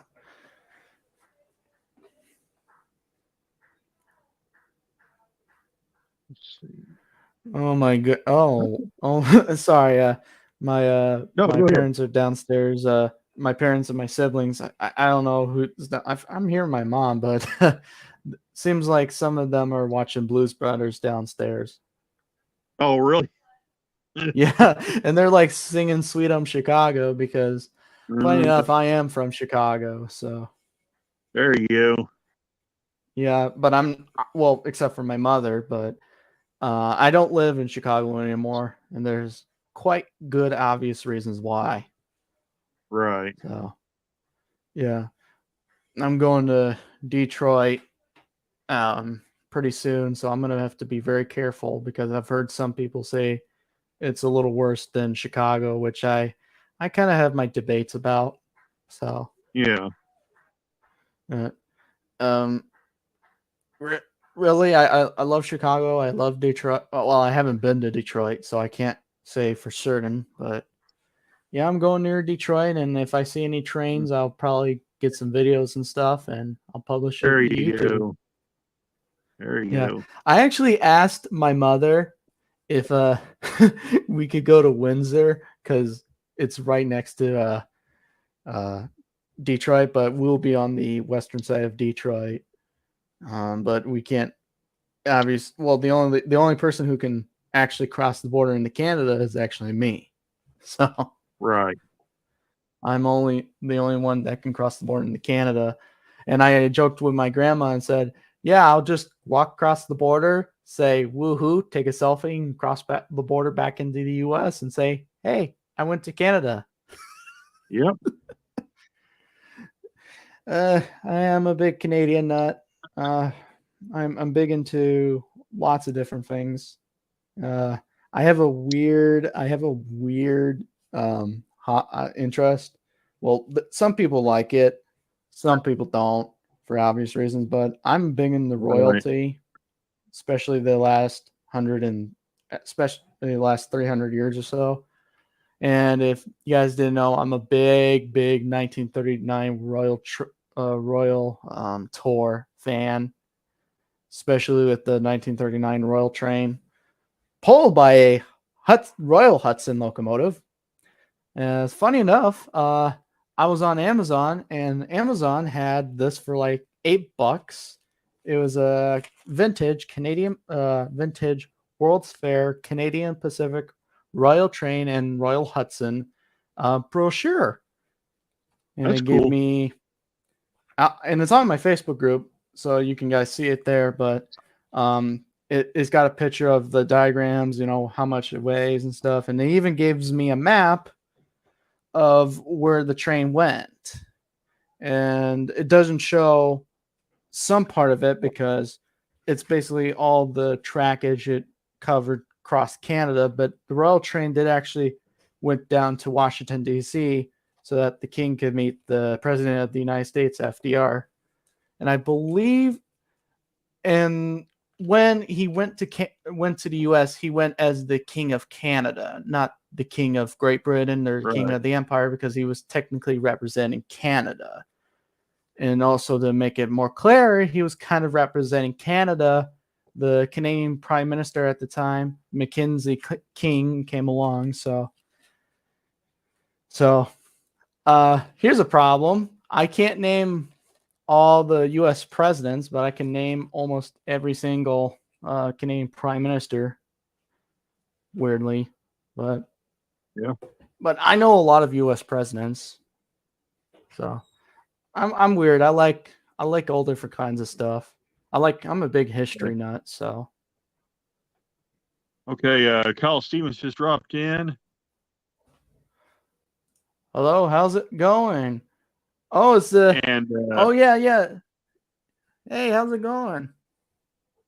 Dave BNSFN skill says he has in excess of 60 Cato locomotives. Atlas comes in second in my collection.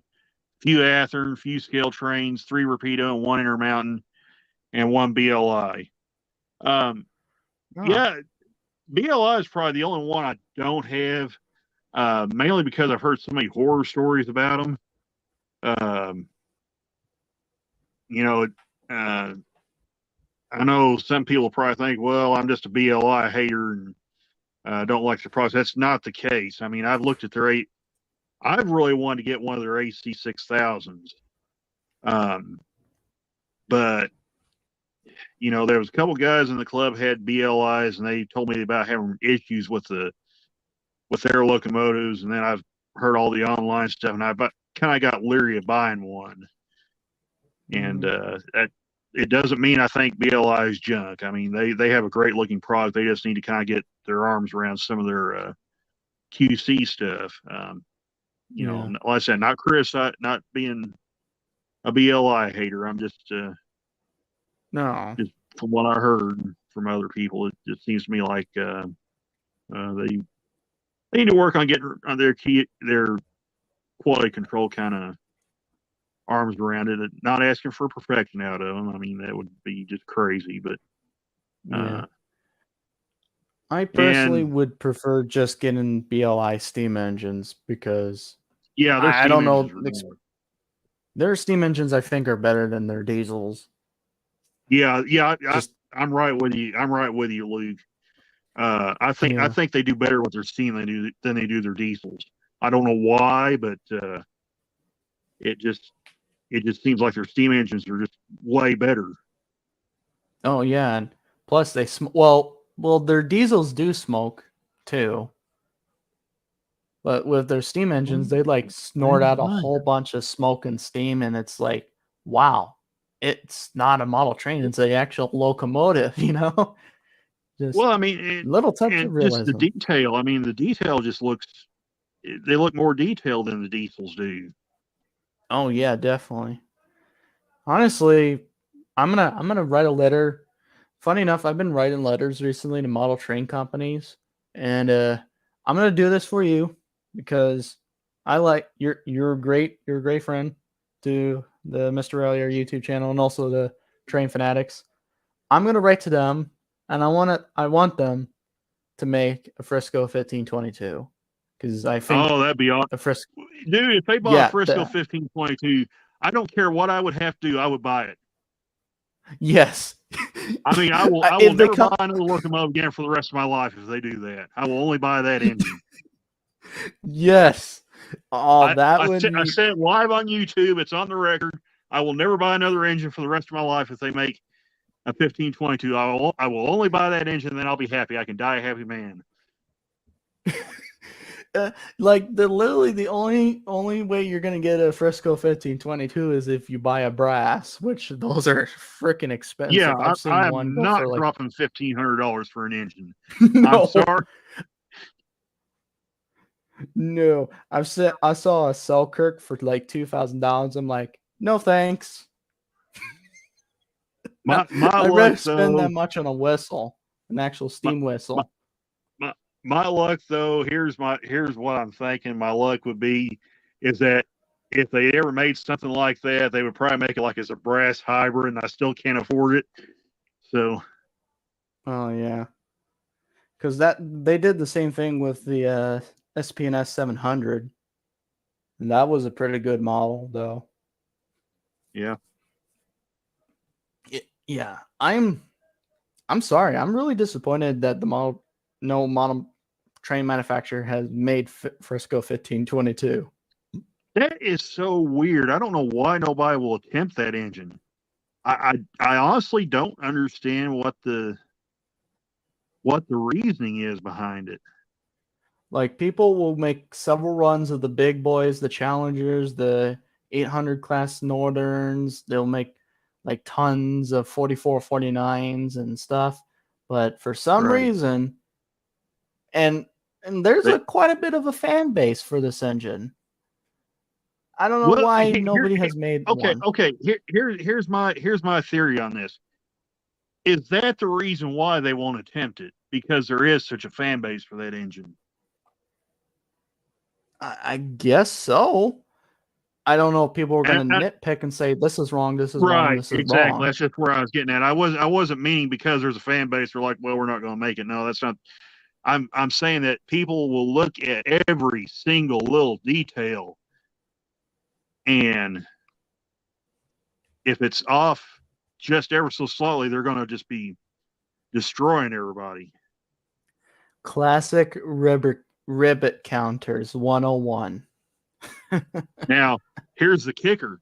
Bogman's making 1501 in N scale. It's not anywhere close to being prototypical, but No. that is one thing I will give Bachman credit for. They will do the steam engines that nobody else won't even touch, whether they're prototypical or Nope. not. Yeah. The fact they have the guts to actually do it, Yeah. makes For a it long appreciated. for the longest time, Canadian modelers were crying out for steam engines, and now Rapido is starting to crank out a whole bunch of Canadian steam engines and stuff. Mm-hmm. You know, and I'm eternally grateful for them for making Canadian steam engines. You know, I think, like, it's weird. You know, people will make several runs of, like I say, make several runs of big boys, 44, 49s, but they won't do like some, like, let's say second class famous engines, but they are famous, but probably not as famous as a Big Boy or a 4449. They won't touch it. I don't know why, but a lot of times they won't touch it. Now, I will give Yeah. Broadway Limited credit for doing the 700. That was one that I never saw coming.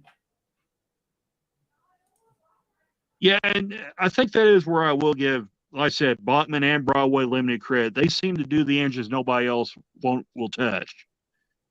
Yeah. I And think I don't Rapido does the understand same with why. the Canadian diesels and stuff. Yeah, I mean, Rapido does that to diesels too. They're doing a C30-7. I never thought I'd see that coming. You know, I know a lot of people is going to say Broadway Limited did it, but yeah, they did it, but it's more or less a one body style fits all paint schemes with their engine. It's not a road specific or road name, road number specific engine. So, I if I had a choice of which one I'm getting, this is kind of weird, but I want the NDM one. I want the National Railways of Mexico one. That one looks very sharp okay, to me. cool. Yeah, and that's a secret rail. All right, you guys want to know a secret passion railroad that I have? National Railways of Mexico. In 1964. Why do I say 1964? Because they still ran steam in 1964. They were the last North American country to ever run steam, unless you count Cuba. Yeah. Kyle Stevens says, keep asking BLI. That's basically how we got the Greenbrier. I kept bothering them until they announced it. Yeah. I mean, that's really the only way you're going to get an engine that you want is basically to go to their product suggestion page and just keep repeating it. Yep. And that's probably what I'm going to do. If enough people beg for it, it'll happen. Mm-hmm. What is up? Here's with you? Oh my! What's up with the gears? Yeah, these gears are fine. They're turned just fine, but these here keep binding up for some reason. Okay. I don't know if I've got backwards. Okay, 1522 is a famous locomotive. Yes, it is. Quick story for those that don't know it. Luke actually does know this story, but I saw that engine in 1994 when it pulled the Peach Blossom Special. It pulled into Thayer, Missouri. As I've said before, I've got photos of me with the engine. I don't know where they're at. They're buried in all this junk somewhere, but I have personally seen one of the photos of him with the 1522 in regular operational service. Yeah. But it pulled into there. I stood next to the engine. I was 10 years old at the time. And I do have photos of me with the engine. So that was really cool. That was quite a sight. Yeah. Yeah, speaking of National Railways of Mexico, I don't know if you feel this, Randall, but I have never known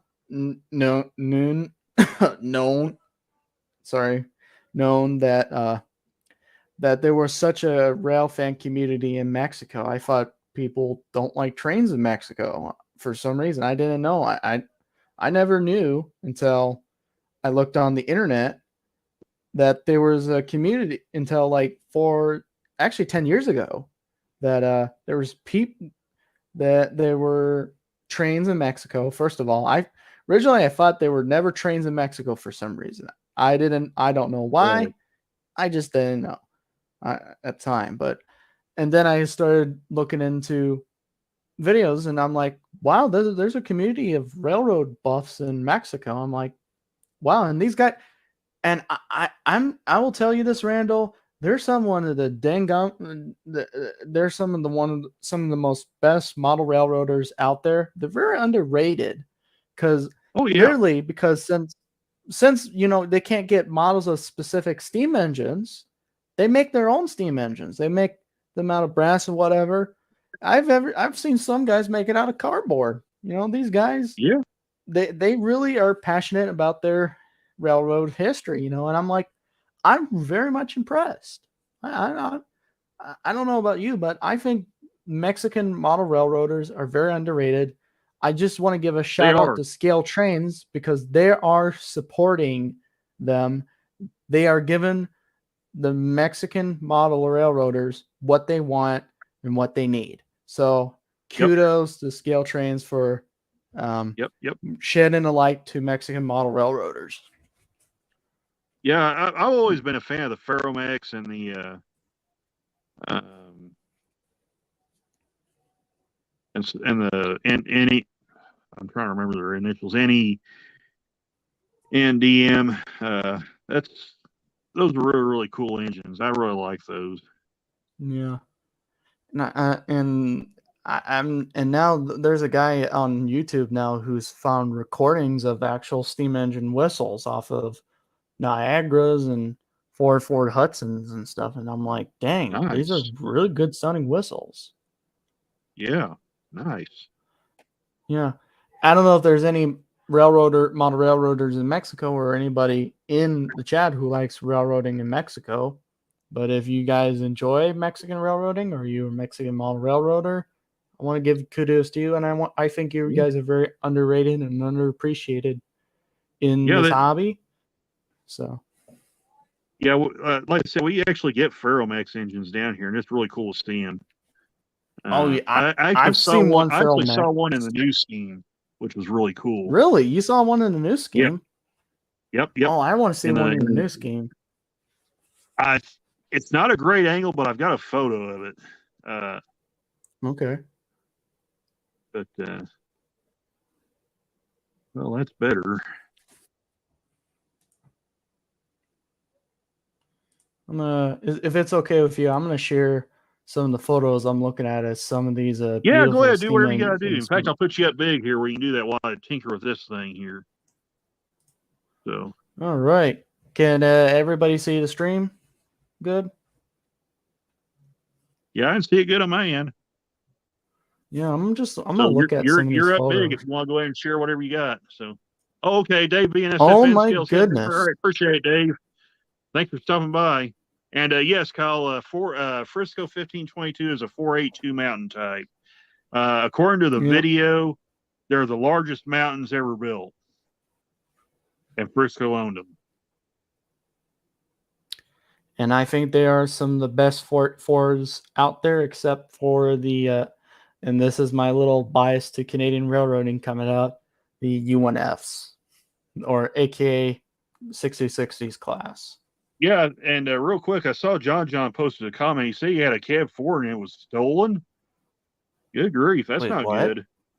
Oh no. Yeah, it's hang on, I'll go back up here and show that because I just kind of glanced at it. Let's see. Yeah, he said I like the cab forward, and then right down here he said he had one and it was stolen. So dadgum, that stinks. Okay. Huh. Hello that there, bites, John. Man, those things are nice engines.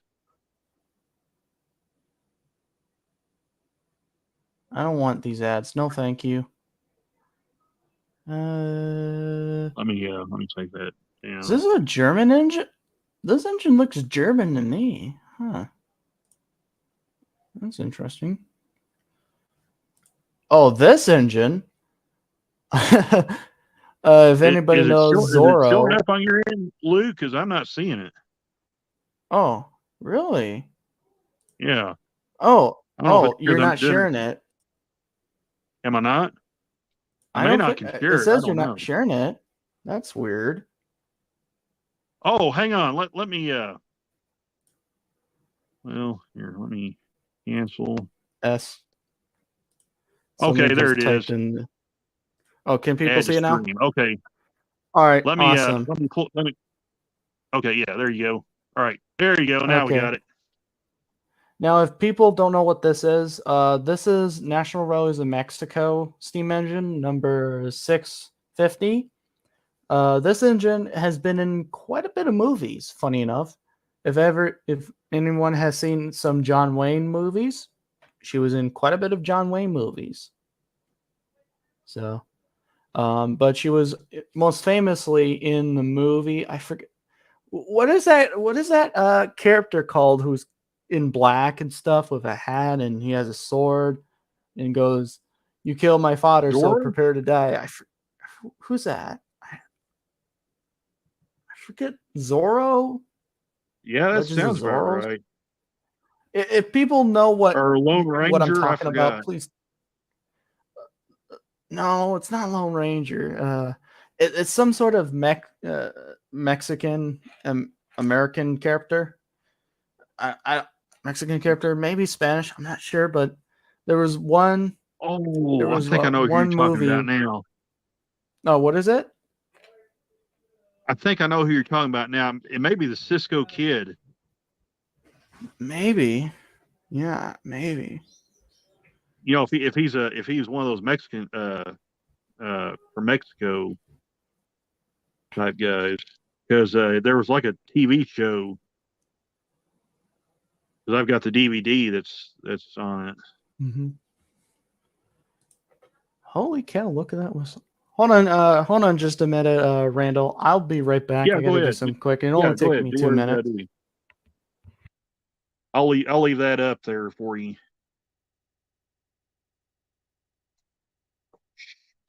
Well, that wasn't good.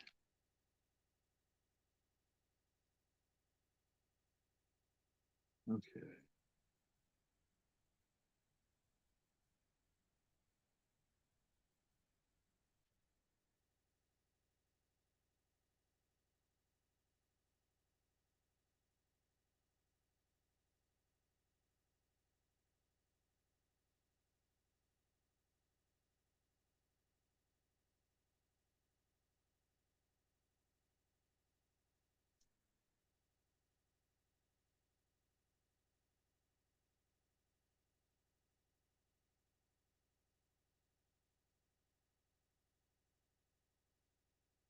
All right, everybody, I'm back. Can anybody hear me? Yeah, I can hear you. Awesome. All good, Yeah, this man. engine has been in quite a bit of movies. Quite a bit of John Wayne movies, to be specific. So, now here's what an American style, well, a British engine would look like, but converted to run on American tracks. And I'm not joking. This is actually a real steam engine that ran in Mexico. And funny enough, it was the main shop switcher, I believe, either in Veracruz or in Mexico City. So, That's a neat little engine. yeah, I like it. Now, I don't know if you have any people in who are on the channel that are from Mexico, but if people know what these are, let me know. Oh, hey, Modern I Model only Trains know just so dropped much. in. Who joined? Modern Model Trains just popped in to say hello. So, hello, welcome to the stream. Hello there. We're just talking about Mexican Yeah. railroading. And for those that's joining or don't know who this is Luke. Of course, he's under the name of Transport Fanatics, but his original channel is Mr. Rail Yard. So, Yeah, I'm the creator of the Mr. Railyard YouTube channel. I'm also one of the guys who runs the YouTube channel Transport Fanatics. So,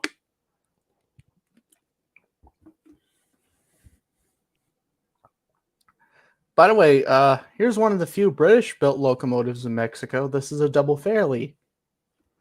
oh, cool. I love double Fairleys. I love them. I like some weird engines like double Fairleys and stuff. They just get Yeah, me excited. I'm a big fan of the weird and the unusual too. I like that kind of stuff. Oh, hello. Oh, that's cool. Now, here's some cool. Oh, it's out of stock, but here's a cool HO train set Oh, you can get. Calculated Snipes, welcome to the stream. Hello welcome. there.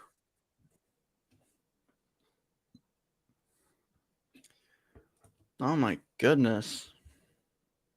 Oh, you can get a detail kit? Holy cow. Yeah, he Calculated Snipe says, I need Texas Mexican Railway locomotives from Athearn again. Yeah, the last ones they had, I saw those. Those were cool. I like the paint scheme on those.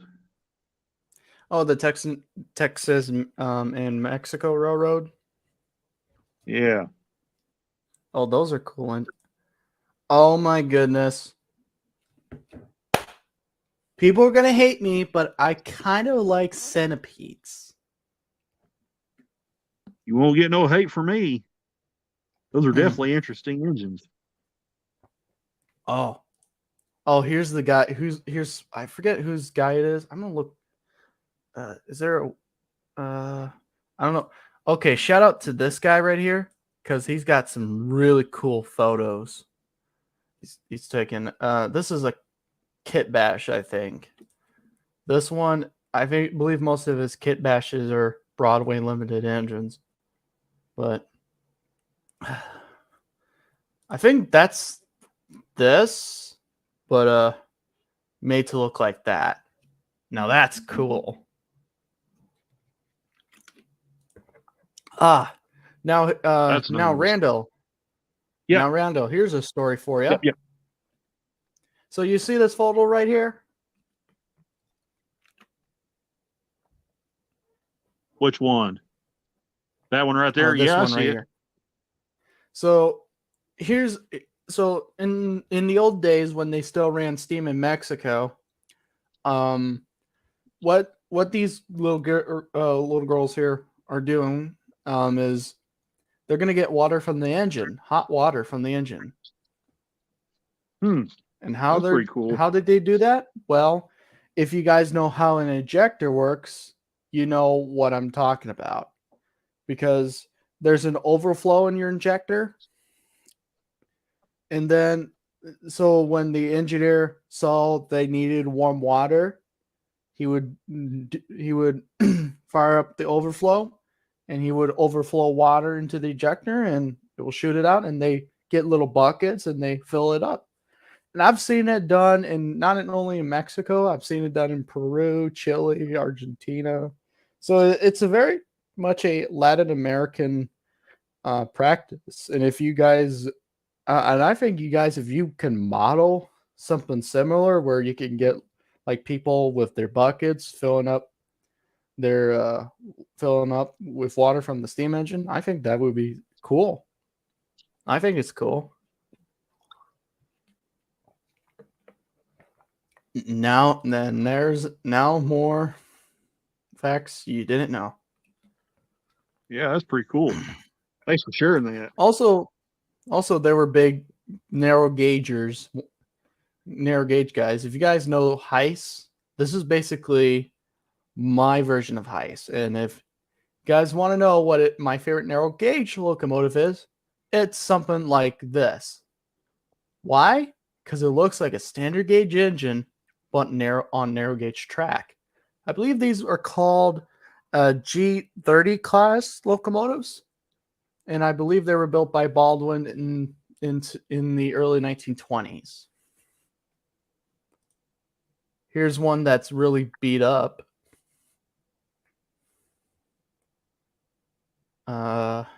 Let's see. And actually, funny enough, there's actually one that still runs. Hold on just a minute. Let me look up. What's the number series? Oh, yep. Oh, it's a 200 series. Okay. So this, let's see. This locomotive right here. Do you see that, Randall? Yeah, I see it. Yeah, this is from what I've heard, the only currently operational steam engine in Mexico. This is number 920. So, yeah, it's not 750. Dang it. No. That's not even a Mexican engine. And and here's I didn't know that people in Mexico for some reason really like modeling this engine. Here's a little parade for the history of the Mexican Revolution in the 19 teens. Here's the engine right here. I kind of criticize with this because this engine wasn't built until 1 to 2 years after the Mexican Revolution was quote unquote over. So, I forget this guy. I was looking for this website here. I don't know what it's called. I'm not gonna give people. No. There you go. So this is a guy I looked at. He took I think a Bachmann engine and made it into this beautiful piece of artwork. I don't know if you could see it, Randall, but Go back because I didn't see. Oh wow, that's a model. yep, that's in G What scale. scale is that? G scale. G-scale. Hey, yeah, that's in detail. Yeah, he took a Bachmann engine and converted it into number 279. So, yeah. Okay. Hear me out. This is from what I've heard. This is the only the only one that runs, but there is 2 others that are quote unquote in operational condition, but they're on display. And that is number, I believe, 1150, which I'll show you right now, in some sort of Niagara. And they're all at the National Mexican Railroad Museum. So it's this engine right here. And actually, if you guys have seen Indiana Jones, the Young Indiana Jones movie, this was the engine in the Young Indiana Jones movie. So, yeah, pretty cool engine. It has run in excursion service. This is one of the very few steam excursion stars in Mexico. So, unfortunately, the guys down south don't operate steam as much as we do up here in the U.S., but I'm just glad that they have steam engines that are still around. So, just look at how much really people cool. are there. Is that something like what you would have seen in like when you were a kid, Randall, when you saw 1522? Like, Well, I mean, a there was a crowd lot like of people that? there, but you gotta remember Thayer's like probably way smaller town than that. So Yeah. Holy uh, cow. This is like the same amount of people, or probably right around the same amount as people seeing the big boy. yeah, I would say Dang. that's probably closer to like the turnout for the big boy. Yeah.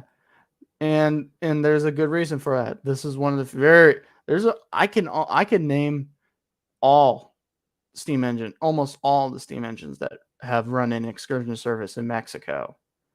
Well, there's a 279 that kind of runs on a little stretch of track. There's 1150, which you guys just saw. There's a Niagara. Yes, they call them Niagaras on the national roads in Mexico. And there is, I think there's one. I'm forgetting one engine, but yeah, like I said, not as many steam engines in excursion service as there are in the US or even Canada. So, by the way, here's an interesting photo.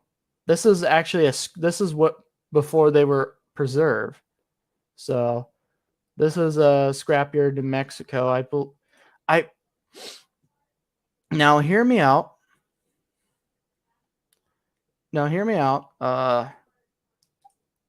Funny enough, Mexico, like this engine, for example, I forget the number. I think it's a number 3004, I think, Randall. And it Right. was still in that scrapyard until I believe 2014. Still in a scrapyard. Hmm. So in the 90s, if you would have rail fan in Mexico, there were 4, and I think all 4 are still around. No one, like I can't believe the New York Central couldn't save one Niagara, but the National Roads of Mexico could save a whole bunch of their Niagaras. Because I think there's 1, 2, 3, 4, 5, 6, 7, 8, 9. I think 10 Niagara type locomotives in Mexico. Here's a photo from the 1990s. This is a number 3056. I believe this one is preserved too.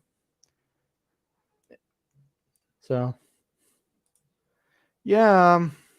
Oh, and here's the drawings. I believe this is the National Roads in Mexico's copy of the drawings, and I believe Alco had their version of these drawings. So yeah. You got any questions, Randall? Or no, that's really cool stuff. I mean,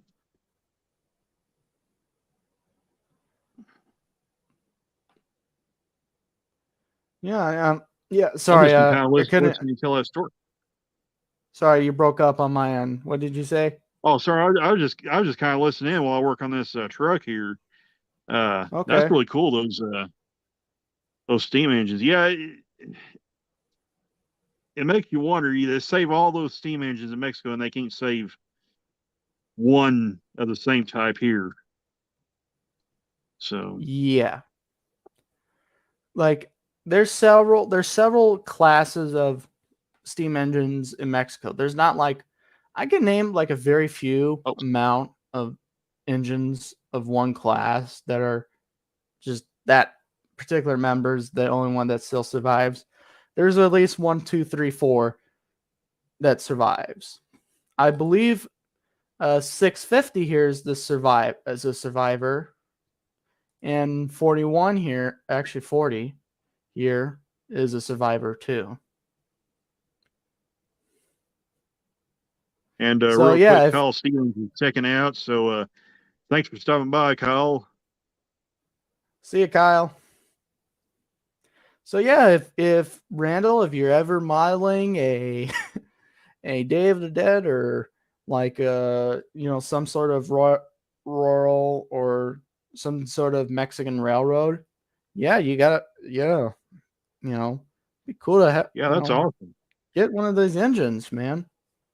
I've got a Kansas City Southern New Mexico SC-70 Ace. Cool. Can I see that? Yeah, sure. I can grab it right quick. And let me get this truck put back together where it doesn't fall apart on me. So give me just a second here, and I'll grab that engine and show you. Awesome. Yeah. Let's see. Yeah, if anybody in the comments has any questions about Mexican railroading, please, knock yourself out and ask me. I could tell you one thing, but I'm just going to make it clear. I'm not an expert. I am currently not an expert. I'm just a guy who's interested in locomotives from the south of the border, as well as north of the border, because people know me as the guy who likes the Canadian stuff. But I enjoy anything steam related. I'm a huge foamer for South African engines. I love Indian engines. I love Australian, Japan, China, even South Korea. I like any type of steam locomotive personally. I'll be truthful with you. I've never met an engine that I didn't like. Be truthful with you, steam or diesel. That's good. That's good because I've known several people who dislike this engine, dislike that engine. Mm-hmm.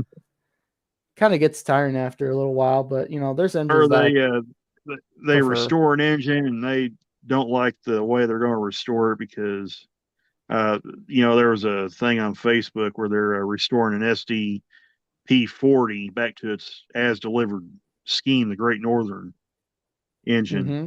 And everybody, and there's a lot of people in an uproar because they're not keeping it Burlington Northern green. Well, I mean, to be truthful, without Great Northern, there is no Burlington Northern. I'm sorry, but Yeah. I Yeah, if there wasn't a Great Northern, that no Burlington Northern. I'm sorry. And that's true for all the roads that make up BN now BNSF. I mean, Hmm. it's important to tell that pre Burlington Northern story. That's just my opinion, but Yeah.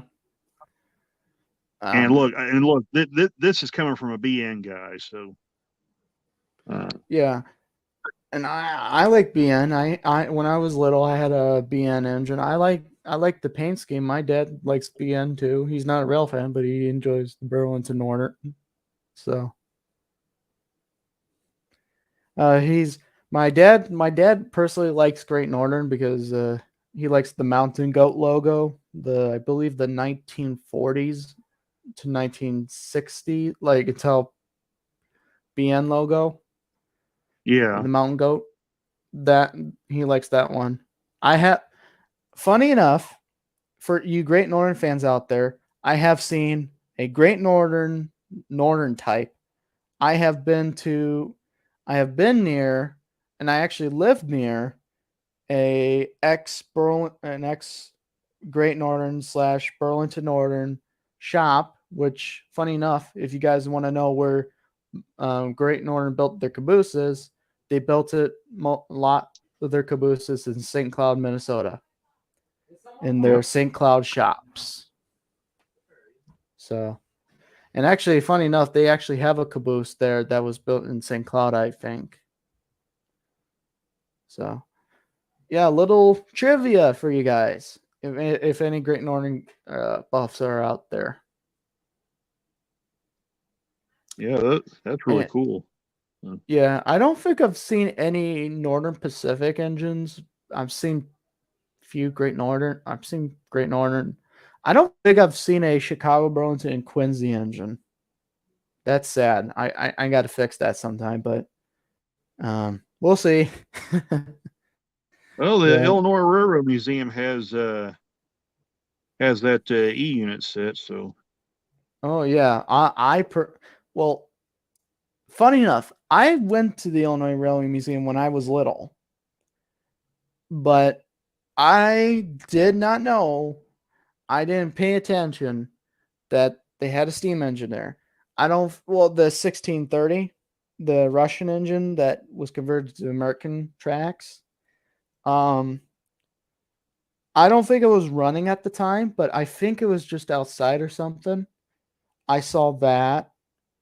I didn't see that, and I didn't see because there. I've seen the Union Pacific turbine, whatever you want to call it. I've seen a lot like Illinois Rail. I really wish I would go back to the Illinois Railway Museum, especially at my age now. And it's like, yeah, I feel like I will have more time to pay attention instead of Thomas being there and oh, cool engine. I like that particular one. I'll be like, oh, that's cool. I can check that off my bucket list. You know, I yeah. yeah, I didn't pay attention to what I saw at the Illinois Railway Museum, nor did I see any operational steam engines there. But I really wish I would have saw the Nebraska Zephyr for that. That is a classic streamline train Hmm. right there. Personally would love to see it. Yeah, But it I would have been have cool to live back in the times when my mom was riding passenger trains because she rode. Well, she mostly rode the Frisco, but she actually saw all those trains in their heyday back in the '60s.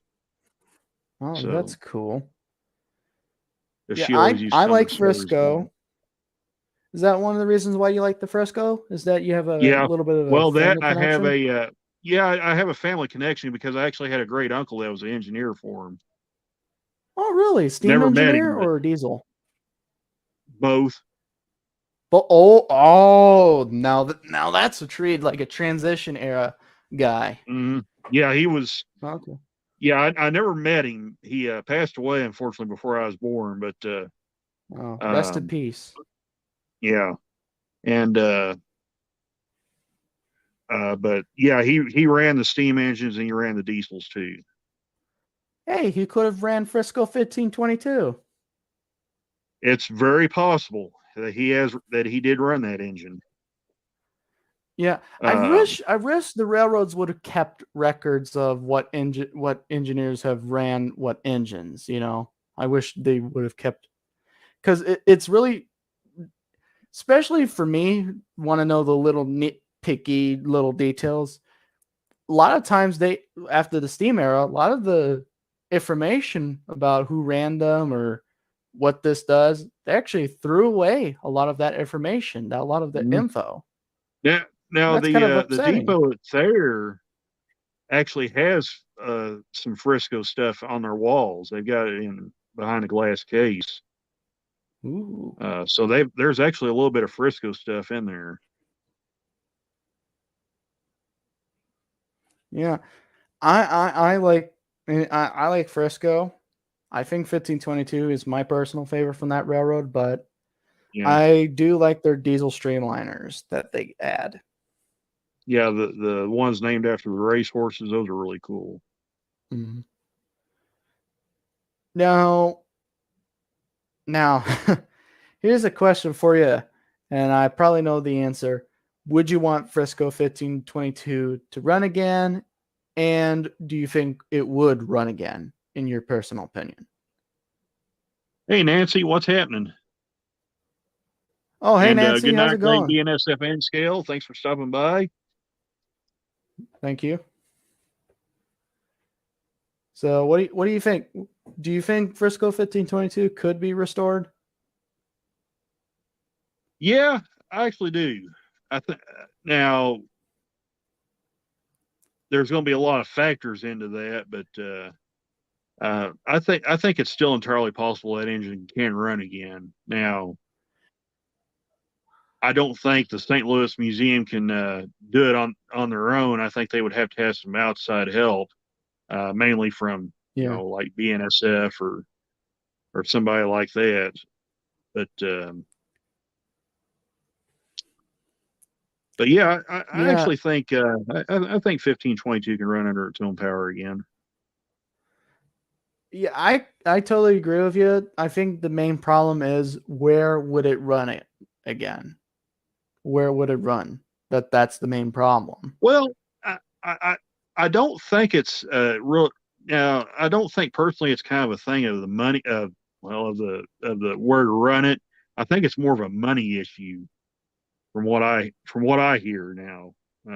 Like I said, Yeah. the way things are now, who knows with PSR, and I'm not. And technically, with the state of with railroading now, I'm not sure I want to send an engine like that out on the road. Yeah, especially what happened after Ohio. Yeah. Yeah. Well, like what happened here not too long ago, they had a train actually break an axle.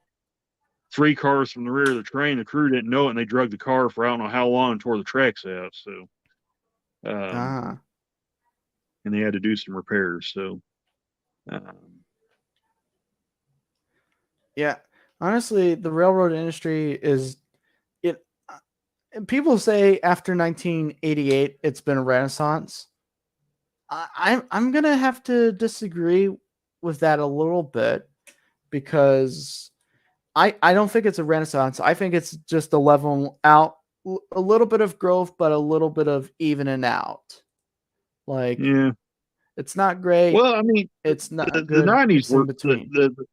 the 90s were pretty good. I mean, there was Yeah. a lot of good stuff going on in the 90s. Of course,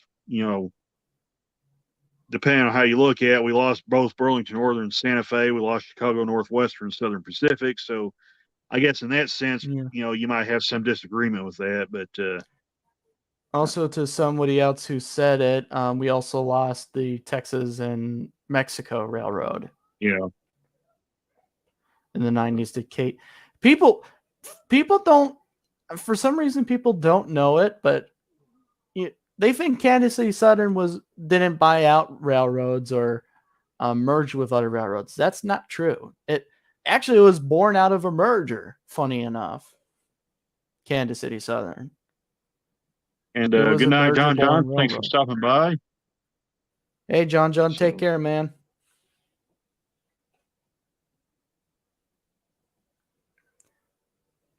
yeah.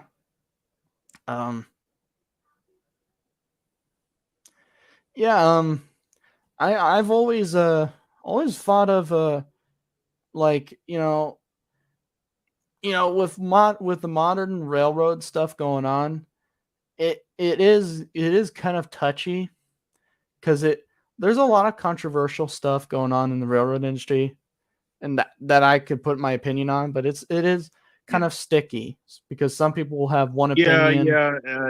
yeah. It is, and I'd rather not really dig into that. Yeah, There's a thousand. There's a thousand other channels where you can do that on, but uh, yeah. we won't. People I have told some people my opinions about the current status of the railway industry. Um, but but I think people have heard enough from what I say about certain issues. I've learned a long time ago you don't want to dig your feet into controversial issues.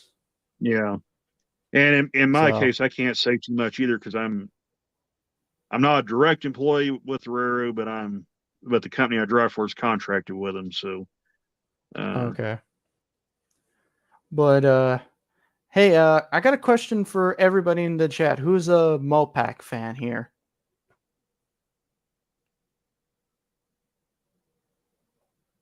No one. Any I got a like couple Mopac engines. oh Mopac? Okay, yeah. Yeah, Missouri Pacific. Funny enough, had a I mean, really good relationship with National Railways in Mexico, and they actually ran a train called the Aztec Eagle between, I believe, Kansas City or Chicago to Mexico City. So actually, let me look that up. Hey Google, tell me a little bit about the Aztec Eagle.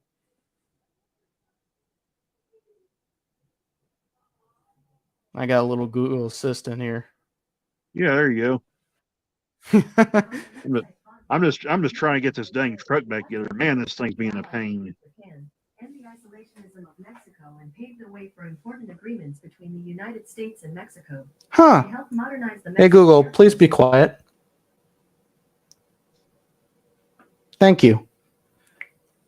Aztec Eagle train. They Trains-worldexpresses.com. Aguila Azteca, the Aztec Eagle, connecting with the Texas Eagle of the Missouri Pacific, was the train of prestige from the U.S. border at Nuevo Laredo to Mexico Ciudad, and the fastest way from Europe to Mexico. I don't know if you heard it or not, but Google Yeah, told. I heard it. Yeah. So for you Texas Eagle fans, there is a sister train that was run by the basically the Texas Eagle is basically you have the Texas they're both sister trains, you can I don't think Oh you yeah. technically change trains. You just change your train number and your train name. You don't change the physical train, I think. I'm not sure how that worked, but hey, that's cool. Yeah, like I said, I don't know if anybody's a Mopac fan here, but I was on GFW Trains' live stream years ago, and I told some guy, and he was like, I didn't know that the Mopac ran a train to Mexico. I'm like, yeah, they had a pretty good relationship with National Railways in Mexico. So now you know. Mm-hmm. And as Paul Harvey once said, now you know the rest of the story. There you go. Yeah, I don't know. Here's my opinion. If people ask me what is the most underappreciated railway system in North America, I would say Mexico. I don't know if people would say Canada. I think Canada is popular enough to say but I don't know. What do you think, Randall? About the Canadian roads? No. What is your opinion on what is the most underrated or underappreciated railroad system in North America: Mexico, US, or Canada. Ooh, boy.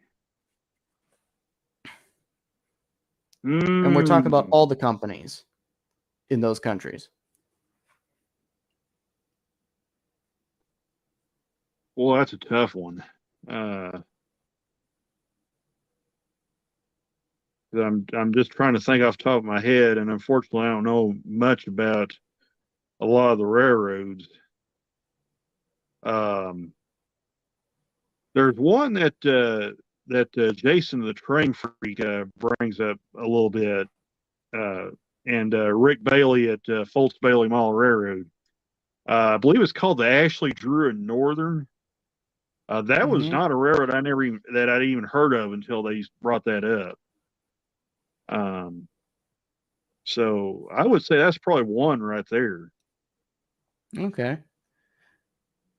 I would personally say well, maybe except for Feral Max, because I don't know. I would say Mexico is a railroad system. People could argue with me, Yeah. but I think people in Mexico could agree with me that it is an underappreciated system. Because actually, if you guys didn't know, it wasn't Americans who dipped their toes into Mexico. It was actually the Belgians, the people in Belgium that built some of the Right. first rail lines in Mexico. So now you know. Another Yeah. part of the story, and you don't need to know the rest of the story. Then it Mhm. became US influence in the Mhm. industry. So actually, hold on. Oh, I forgot about you. Oh, don't cry. I'm gonna talk about you next. Did you know that Mexico, anybody in the chat or Randall, did you guys know that Mexico had electric locomotives? Yeah, actually, I did know that. I saw. In fact, I saw some photos of them once. Yeah.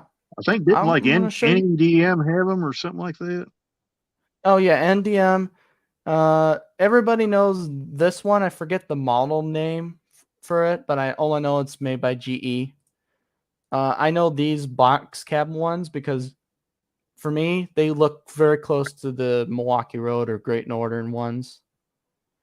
They even had concept art where they were going to use two bodies of F40 PHs and use it as an electric locomotive. That's pretty wild. Don't know. Yeah. But yeah, you have this. There's one that's a kind of abandoned. This one right here. Yeah, and here's some actual photographs of the. I'm gonna look. Yeah, there we go. Okay? So they're called the ME1s. So if people are gonna ask me what class are they, EM1s. That's all I'm gonna say. Oh, they're called E60C-2s. Okay. That's what they're called. Okay. I don't know about you guys. I think that black in the lettering and stuff looks very cool. I think it very much looks cool. But holy cow, they were still using box cabs. Well, Milwaukee Road still used box cabs up until the 70s.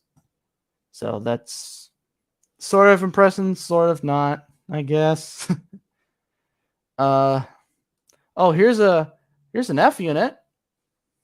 Oh, this is a when did they ever had F2s? Did you know that, Randall? They had F2s? No, I didn't. Huh. When did they ever had F2s? Huh.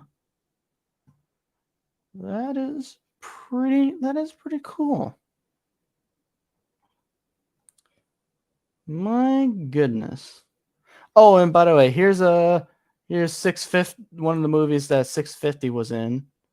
Oh, Zorro, Legends of Zorro. Oh, that's what I was talking about. You see? Yeah. Like that. There you go. And actually, funny enough, they used this clip from the movie in a lot of the documentaries from History Channel. I don't know why. Yeah. I think they're just being cheap. I don't know. You know, But hey, it's kind of weird that shot of that engine kind of looks like the that one scene from For a Few Dollars More. They used an engine kind of like oh, that one, or The Good, the Bad, and the Ugly. I think it was in that movie. I'm not sure, but I know it was in the movie Train Robbers. Yeah. It was in the movie Wild Bush. It was in the movie, the John Wayne movie. Mm-hmm. It was. I've It got the was. Train Robbers somewhere. Oh yeah, that's a Yeah, that's a pretty good good movie. movie. That's a really good movie. And if Bush of that, there's another one. Even Now that e- this is e- a now that's a cute photo. heck yeah, man. 1800 Yeah, a 1970s and 80s engine pulling an 1885 built locomotive. And actually, if you guys want to know a cool fact, this engine, if it wasn't for you can't get it, wasn't for certain reasons, this engine right here was going to be the engine in the Back to the Future movie. No I way. am not That was joking. supposed to be the original one? Yeah, supposed to be. From what I've heard, I'm not 100% sure, but I've heard that this was the engine that was supposed to be in the movie Back to the Future. I don't know why they didn't chose it. Well, continue to use it for the movie, but that's You do know, literally but all I know. speaking of which, you do know that engine still exists, the one from Back to the Future 3, don't you? Yeah, the Sierra Railroad number 3. Well, I'm talking about the one that they actually built into the time traveling engine.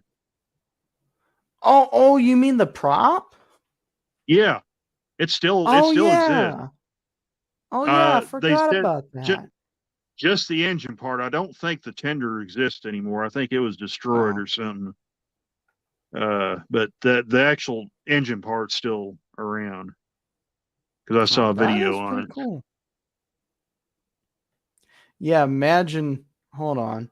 Imagine 650 in that configuration. Yeah. Not 850, 650. There we go.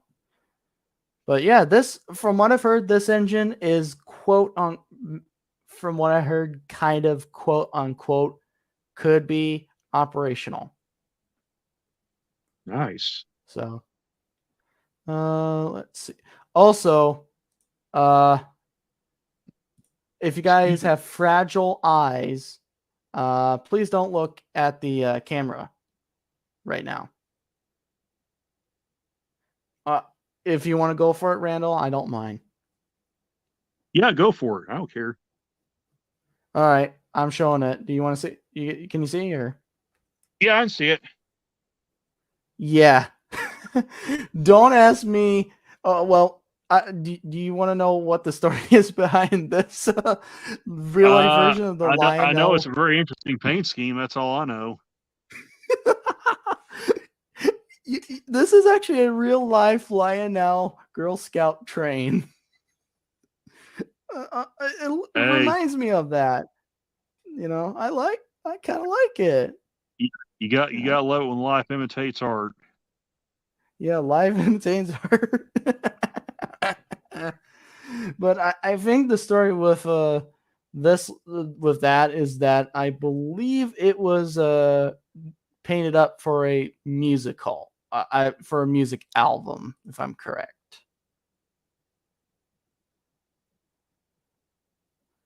All right, let me see. Oh, here's a photo of it when it was in operational condition, and holy cow, look at that whistle. That whistle looks very squashed.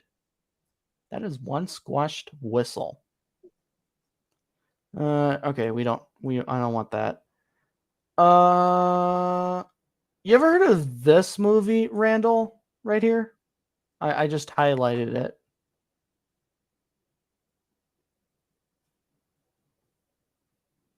Which one's that?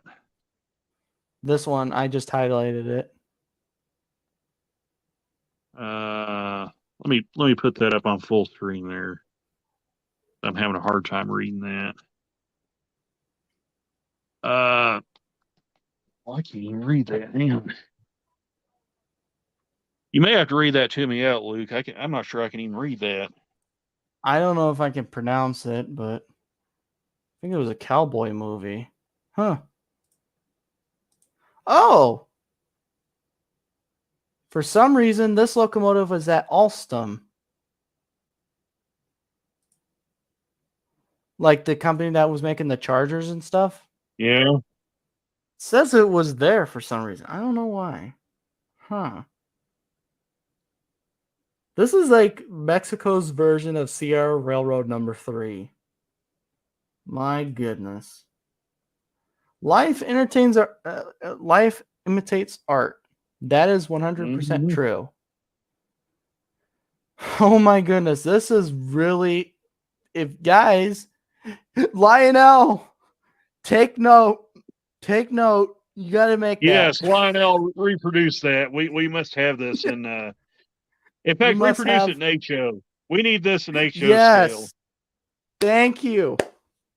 Thank you. Lionel, please get more people in Mexico in the Lionel trains. If not Lionel you to scale do it, buddy. they're doing steam engines. Oh yeah. Hey, by the Come way, on, you did see which engine that Scale Trains is coming out with from the XMTH line, don't you? Oh, is it the 611? It is. It's NW 611. That's going to be the first one from the XMTH line. I figured that's what it was going to be. Sweet. I figured it was either going to be 611, 4014, or 4449. It was going to be one of those 3 engines. Yep, and they chose one that's close to their area actually, so they could. And the fact Shane Wilson, I believe, was the one in the interview Drew Nordell, MRRC did with Shane Wilson. He actually mentioned 611 by name, so that doesn't surprise me. That was probably going to be the first engine announced. Nope. But hey, you know what? I'm going to call Scale Trains right now. Beep boop. Hey, Scale Trains, can you make it National Rallies of Mexico mogul? No. What if I sent you the reference material? Oh, okay. I can. Okay. Goodbye. Yeah, it exists. Okay. I get it. Model train manufacturers. It's expensive to make the molding. Yeah. I know that. Oh, Nancy's heading out. Good night, Nancy. Thanks for stopping by. Hey, Nancy, Appreciate take it. care. Like I said, sorry guys, I'm not minding the chat. I'm trying to get this dang engine fixed, and it's not cooperating with me. I think I'm going to have to go to West Plains and buy that donor engine. Okay. Yeah, there's something going on with the gears in this thing. So. Yeah. Okay, well, it won't be put back together for a while then. I cleaned it up, oiled it, and it's still binding up. So we'll I hate it when it does we'll continue that another day. I'll get those engines out and show you, Luke. That Kansas City Southern New Mexico engine and the Missouri Pacific engines. So I'll let you go ahead and kind of take over the stream for a little bit. I'll wash my hands right quick and grab them up right quick. All right. I'm going to go check the stream quick. Let me go check the stream.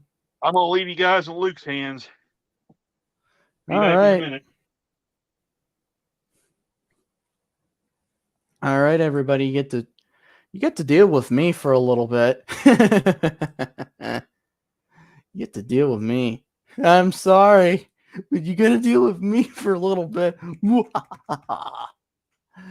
Anyway, I'm gonna watch some steam trains in Mexico. You guys don't mind?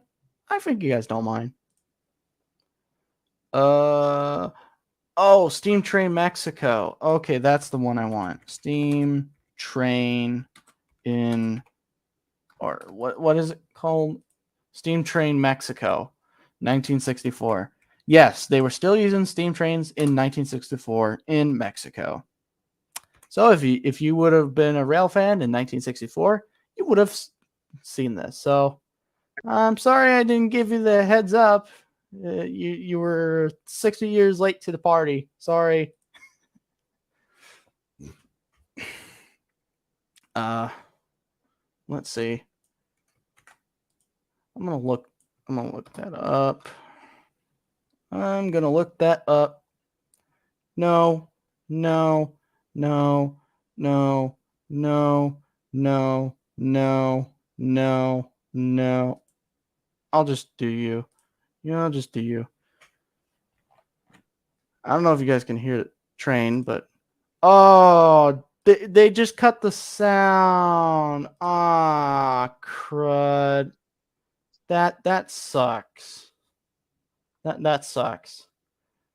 Oh, yo. Oh, they got rid of. Oh, well, at least we can see a little bit. So, yeah, we get to see a little bit of. Oh, there's a cathedral. Yeah, that's a Catholic cathedral. I get night. It's actually pretty scenic here. I like this. Man, I can't believe this is 1960.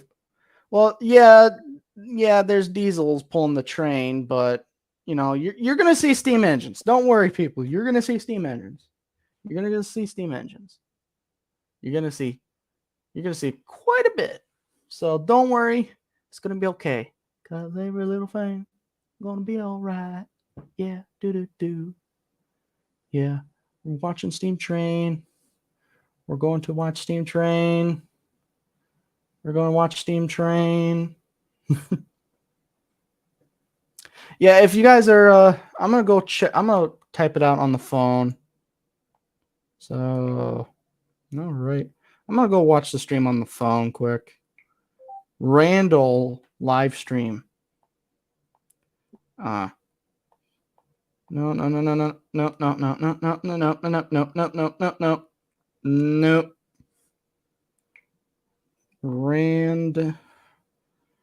Randall trains.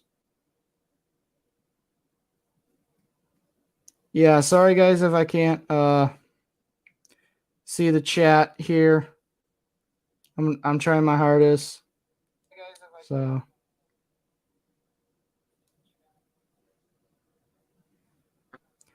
yeah, you guys are seeing Mexico 1964. So yeah, you guys are very lucky.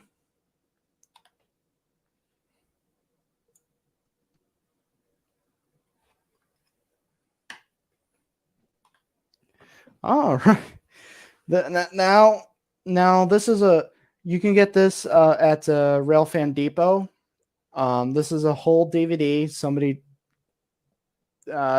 illegally put this on YouTube, which I kind of appreciate, kind of don't. But hey, at least we get to see it. So yeah, this is actually, I think this is the train Union Station in Mexico. I don't know what they call it in Mexico, but I think it's their Union Station in Mexico City. Oh, there's some F units. There's an F. Oh my goodness. That's cool. That's cool. That's cool. That's cool. Holy cow. Look at all those boxcars. Oh, there's a wooden caboose. Well, there you go. Lucky. I've seen real wooden cabooses. I haven't seen any Mexican cabooses. I think I've seen a few Mexican locomotives in rolling stock. So, oh my goodness. I love the mountains and stuff. I don't think that's what people want to see. People want to see the steam locomotives. Okay, let's skip forward. There we go. Now, for some reason, they cut out the sound. I don't know why. probably for copyright reasons. I don't know if they're playing copyrighted. I think not. But, oh, there's some Alcos. Nice. Love me some Alcos. Oh, now that's what a typical Mexican railroad station looks like. Oh, there's a Jeep 7 or a Jeep 9. That's cool. I actually, honestly, if people are doing model railroading stuff, they should really. Oh, there you go. There's your steam. There's one. There's a Niagara. I forget what they classified them on the railroad, but people will probably tell me in the comments. There's a very first of the low hood units. Yo, what? Oh, he's smoking a cigar. Okay, that's fine. There's an Alco product. I think he's trying to see the bills plate. I don't know why. I don't know. But dang, that's a sharp looking engine right there. Oh, here comes another steam locomotive. There we go. People crossing the tracks.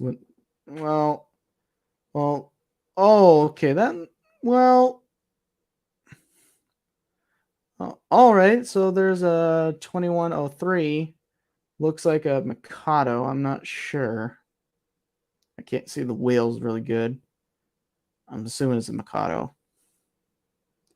Oh, look. Okay. Oh, are they switching motor power? Okay. Oh, there's another at Niagara. There we go. We're back on the train, I guess. Oh, yo. Hold on. I gotta. Now that's cool. That is cool. That is so cool. Okay, we stopped again.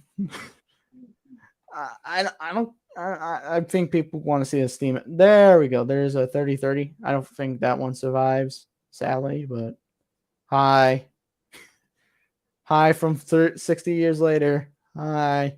All right.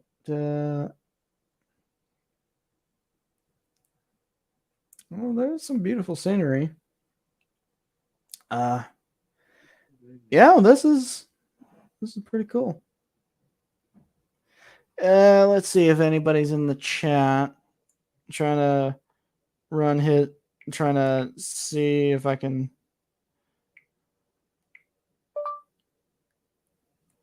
Oh, more steam. Yes, we need steam.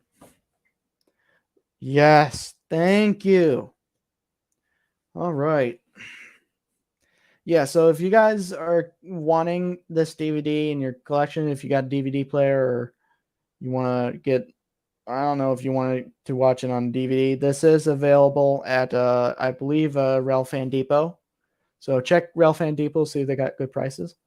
That's National Railways of Mexico.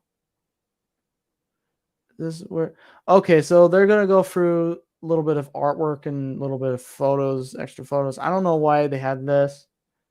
This is clearly not from 1964. I think so. I'm not for certain. Well, let me see. Okay, yeah. Yeah, there's the Aztecs. We want to see the steam trains. We don't need a history lesson. We just want, well, we kind of are getting one, but ooh, narrow gauge.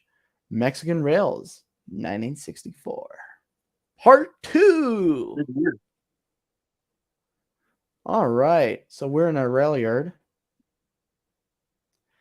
Narrow gauge depot and yard in Mexico City. Yep, Mexico City was a hub for both standard and narrow gauge. Oh, here comes a narrow gauge train right now.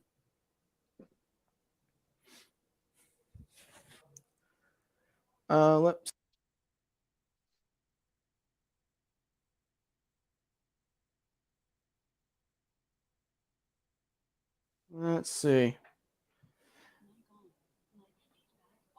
All right, sorry guys, my headset went off for some reason. I don't know why, but I think because I'm not playing any sounds or whatever. All right, to get a little bit of steam train action. So I can't see your number. I can't see the number. No number. Okay. No number. Okay, we're going to skip forward. All right, well, there you go. Classic narrow gauge railroading. There you go. Puff, puff, toot, toot. All right.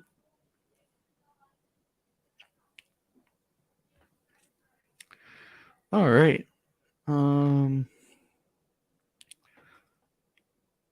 Okay. Yeah, this is actually really cool. So,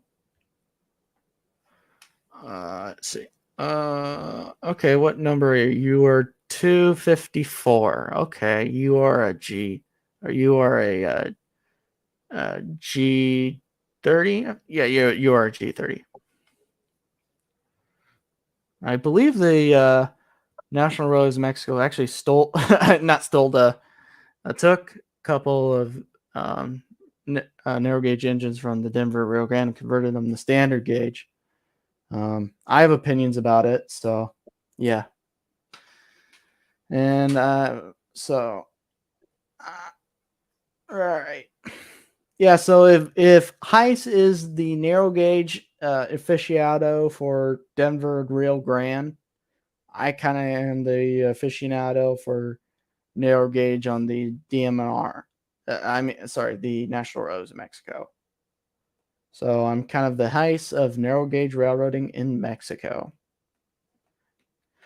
And honestly, I like it because some of these steam locomotives right here, like 254, not this one right here, number 145, number 254.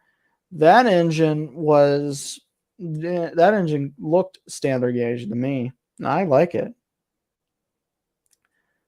So this one right here, what number are you? You are number 190. Gee, I wonder where that reference came from. Oh, yes, Western Railway of Alabama. Yeah, there's a 290 reference for you guys. If you guys know what that engine is. There's a conduct. I think those are the conductors. I'm not sure. That's the fireman, I assume. Oh my goodness. Oh my goodness. This is so cool. This is just so cool. I don't know when Randall's gonna be back. I'm not sure. He's got to go do something. Oh, can you still hear me, Randall? Yeah, I can hear you just fine. Oh, sweet. Yeah, I don't know if you can see the footage, but we're showing National Roads in Mexico so I could stuff. show you, but apparently I've got them put up and I can't find them now. So, Oh, darn it. I do have the Yeah, Kansas we're City Southern engine out, though. awesome. Yeah, let me pause this quick so that I want to see that. Can you switch your stream quick? Yeah, sure. Is it full screen? I'll put it up big there where you can see that. So there it is right there. I'll get it out. Oh, wow. I don't know if you can see it for. Which actually, if you guys, you kind of broke up there. oh, that's I was just showing some clips from Mexican steam trains 1964, which actually, if you go to Railfan Depot, you can actually get for $30. Well, there she is right there. Kansas City, Southern de Mexico. Yeah. No, that's nice. Yeah, this is a really good run engine. Now the story was when I first bought this is of course a Walther's mainline engine, but when I first got it, the first time we stuck it on the layout, it blew the decoder right off the get go, and I had to send it back, and they had to stick a whole new drive line in it and all that stuff. But it's run good ever since. It's got the ESU look, sound, select decoder in it. Now the later iterations of this engine, when they re-released these, they actually made a lot of improvements in the headlights. on these locomotives. I don't have one of the new versions, but Stephen Casey, rail fan, does have one of these new versions. And the headlights are a lot better on these engines than this one has. Oh wow. The ditch lights on this engine, you can just barely see them lit, and the headlights okay, but not great either. But Waller's really fixed that up, and the current ones really have a nice lighting setup on them now. Yeah.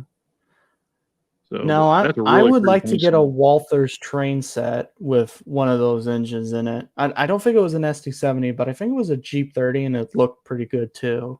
But I want to get one of those. Well, the Walder sets either came with a GP15 or I'm trying to think what the other one was, because there was a GP9M.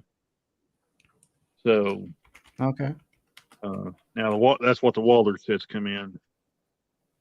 But these are nice engines. I mean, I ain't got no complaints about them. No, I like anything Walther's.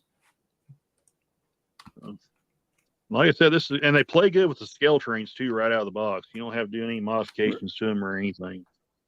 Oh dang, So that's pretty good. Oh, we actually okay. hooked this engine up with a scale trains rivet counter engine. They ran together perfectly. So I love it when now engines work perfectly together. Yeah, it's always great when they work good together. You don't have to play around with CVs or anything. Yep. So and by the way, I kind of stopped working on this engine because apparently there is something going on inside the truck, so I don't know what is. So I may have to go ahead and get that parts engine at West Plains if they still have it, and see if I can rob the gears out of it and stick in it. So that kind of stinks. So I won't be able to use that engine again. There's a Walther's detail kit for that exact same locomotive on Walmart. Yeah, I think Walmart carries them, and well, their online store does, not the actual store, but no. Would be cool if they actually had it in the stores. It'd be awesome if Walmart carried stuff in their stores, but I haven't seen them carry, actual electric train sets in probably 10, 15 years. Yeah. I don't think I've ever seen it in my lifetime. No, there was well, the stores in West Plains, they used to carry electric trains, but like I said, in the last 10 or 15 years they haven't. So yeah, I guess people are more interested in the computer games, I guess. Yeah. And that's kind of sad, but I do like it that the model train companies are actually making it so that you can evolve your smartphone with the model train stuff. So yeah, that's a good one right there, where you can run your trains. Actually, Walther's made a train set where you can like control it through your phone or app. Yep, and so did Bachmann with their. Oh yeah, Bachmann did that too. With their Bluetooth. Now here's a question that people always ask. What is your opinion on Bachmann trains? Bachmann has been hit or miss. I've had some really good ones. The 4449 I have is a really good engine. I bought an FT at a yard sale for 50 cents. The thing runs like a top. And then I've had some that weren't so good. Now, I will say this, and SMT Mainline's actually mentioned this several times in his videos. The 80 from like the 70s, 80s, and early 90s Bachmanns, those engines are not good at all. I'm sorry, they're just not. Nope. I bought a Texas Chugger at that antique store where I got these two Waller's engines one time. The thing made one lap around my layout, and the rear driver fell off of it. So, So I believe Bachmann had a earlier version of the 280 that I liked. Was it do you have the old Bachmann 280? No, I don't. The Yeah. only Bachmann engines I have are the 4449, that Texas chugger I mentioned. Okay. Yeah.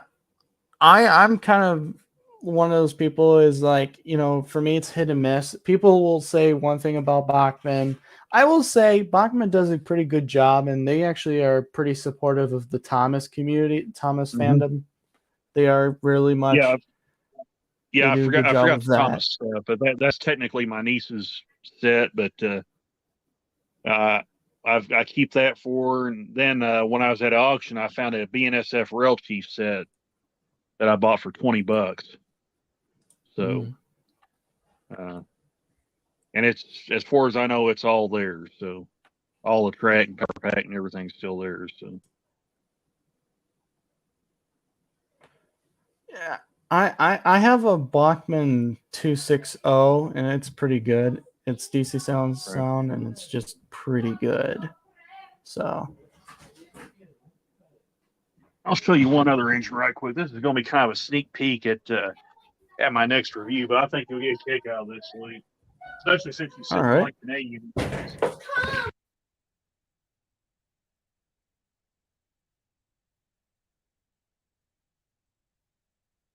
Hold on, Randall. I'm gonna be right back. I gotta do something quick again.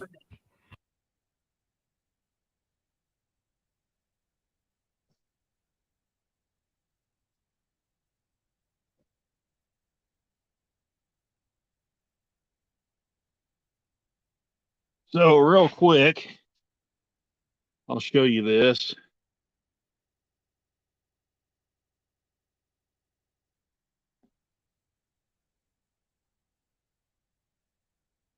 So for anybody that's wondering, right here is going to be our next review. I've already got the video taped. I just got to put it together and do what little editing I do on it. But yeah, this is what we're going to be taking a look at in the next review video. So certainly a good sounding engine. I really like it. I did mention this in the video. You will hear me mention this in the video, but it does have a lens missing out, one of the ditch lights on the pilot. So I will have to get a new lens and stick on that one side, but that's not a big deal. Uh, Other than that, everything looks good on this engine. So I really like it.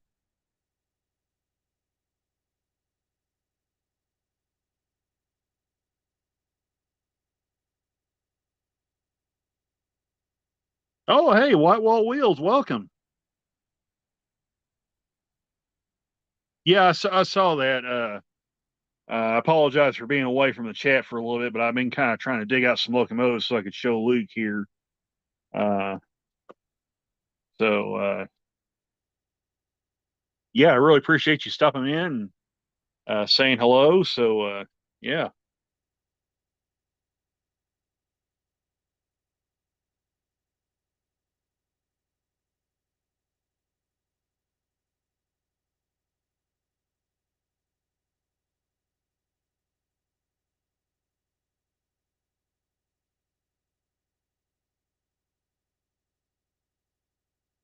While I'm thinking of it right quick, though, I'm going to go ahead and stick a link into Arty's channel since I am subbing for him impromptuly tonight. But Hey, I'll, Randall, I'm back. Sorry about that.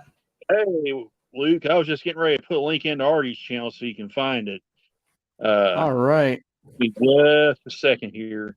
But he has these streams every Saturday night. Uh, so let me see if I can get him. Also, thank you very much for having me on tonight. I do appreciate it.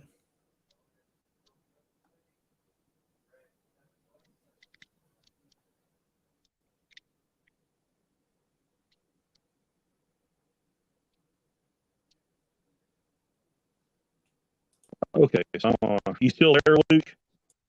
Yeah, I'm still here. Okay. I think I'm making my phone angry doing this, but Let me put the link in Arty's channel right quick. Okay. So, okay, more. Post comment.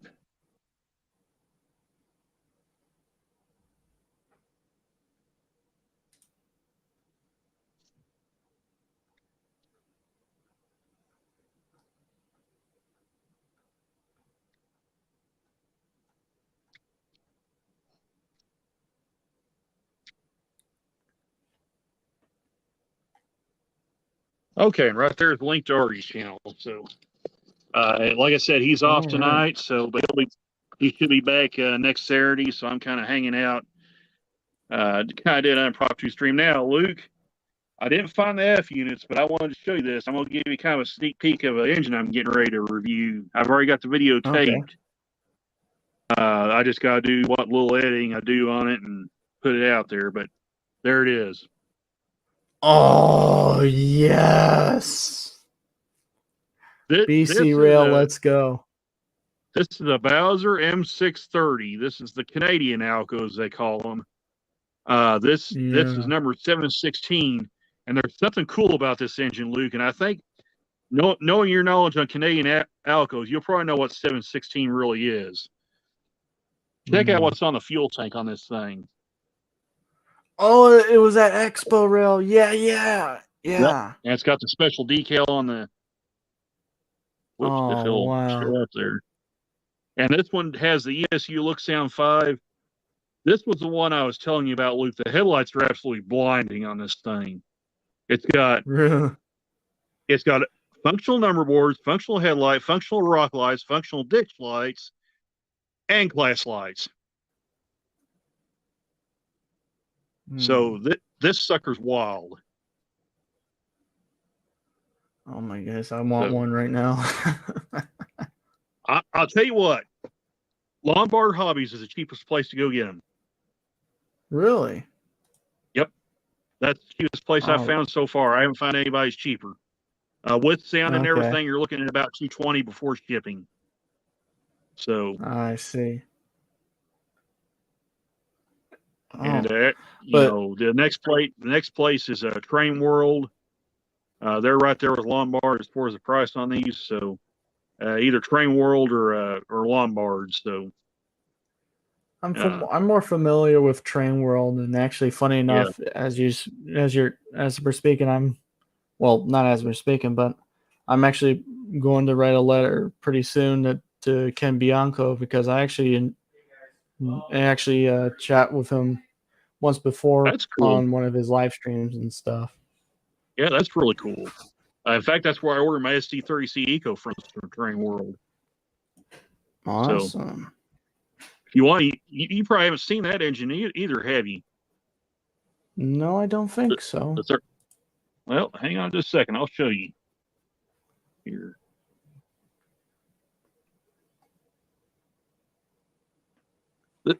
I really planned on getting the 30C Eco from the get-go. I wasn't really planning on getting the Alco. I toyed around with the idea, and I thought, you know what?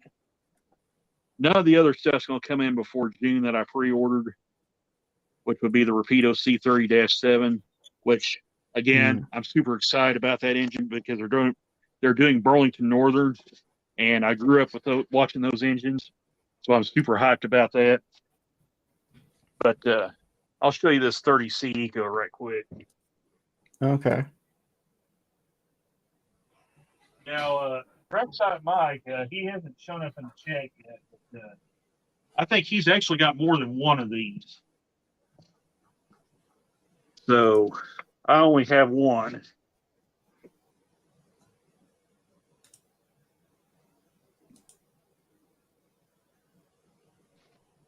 So there's the SD30C Eco.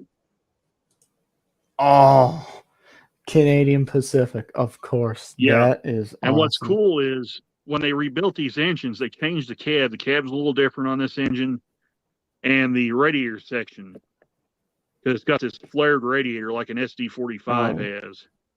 Mm-hmm. But what they did, they yanked out the 645 prime mover and stuck a 710 prime mover in it. Okay.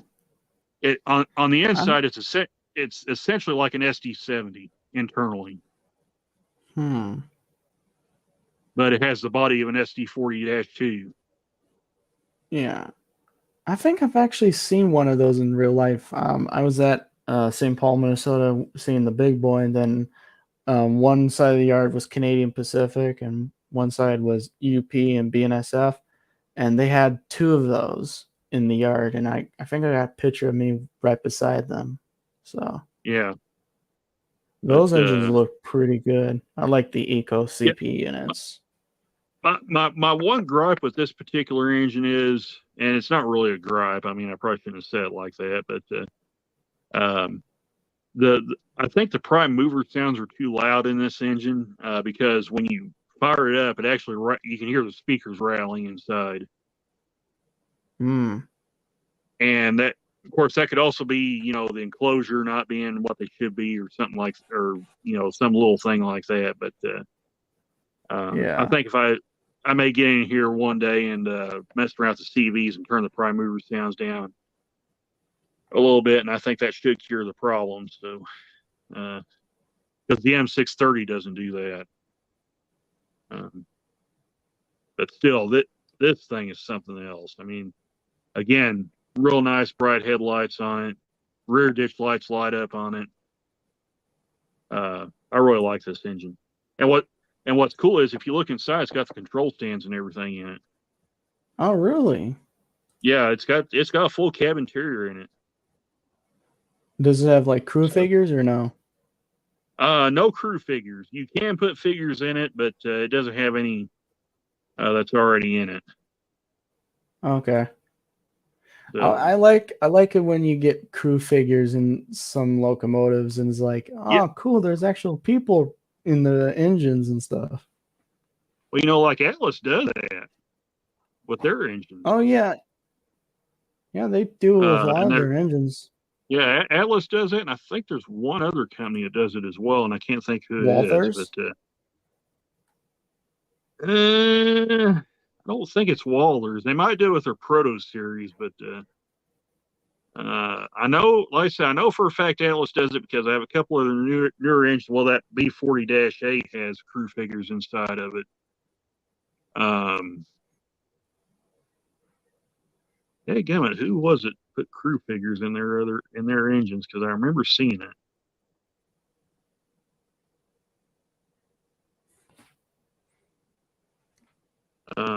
I want to say Broadway it was Limited? MTAs, but that would be, they're under the Scale Trains banner now. At least their Yeah. HO and S-Scale stuff is, but I was gonna say Broadway Limited. it may be Broadway Limited now that I think about it. Yeah, but I just kind of wanted to show you guys that. So there is a That's video nice. where I reviewed it, but like I said, the only kind of sort of downsides to it, like I said, the speaker rattles a little bit, and it's a little bit on the light side, so I don't know how good of a puller it is. Of course, I'm not going to ask it to pull like 70 cars, but No.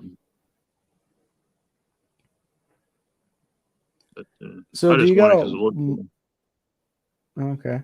So do you got like an update on your layout or anything?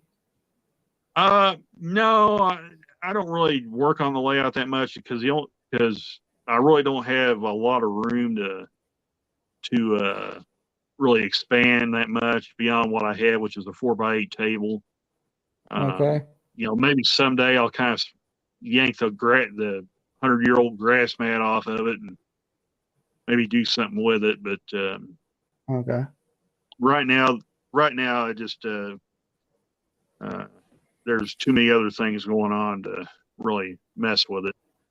I just try to keep it simple, have a couple loops, go out, run trains to relax a little bit. Just go out and have fun. I mean, yeah. So, hey, I got a suggestion for you. yes, sure. I would recommend. You ever heard of Matchbox cars? Oh yeah, I've got several Matchbox cars. Yeah, actually, they're really pretty much. They're not scaled, but they are pretty cool looking, and You know, Yeah, they look. I've remember- seen some guys put it on their layouts and stuff. I mean, when I was a kid, I used Matchbox and Hot Wheels cars on my layout and everything. Yeah. Uh, Honestly, what's you know what? I kind of like using toys and making them, you know, realistic and stuff. I mean, You I know? would throw. I used to have this is going to be kind of a throwback name towards the '90s, but I used to buy these NASCAR stock cars, the die casts from a company called Racing Champions. Of course, they're not around anymore, but those were really cool cars.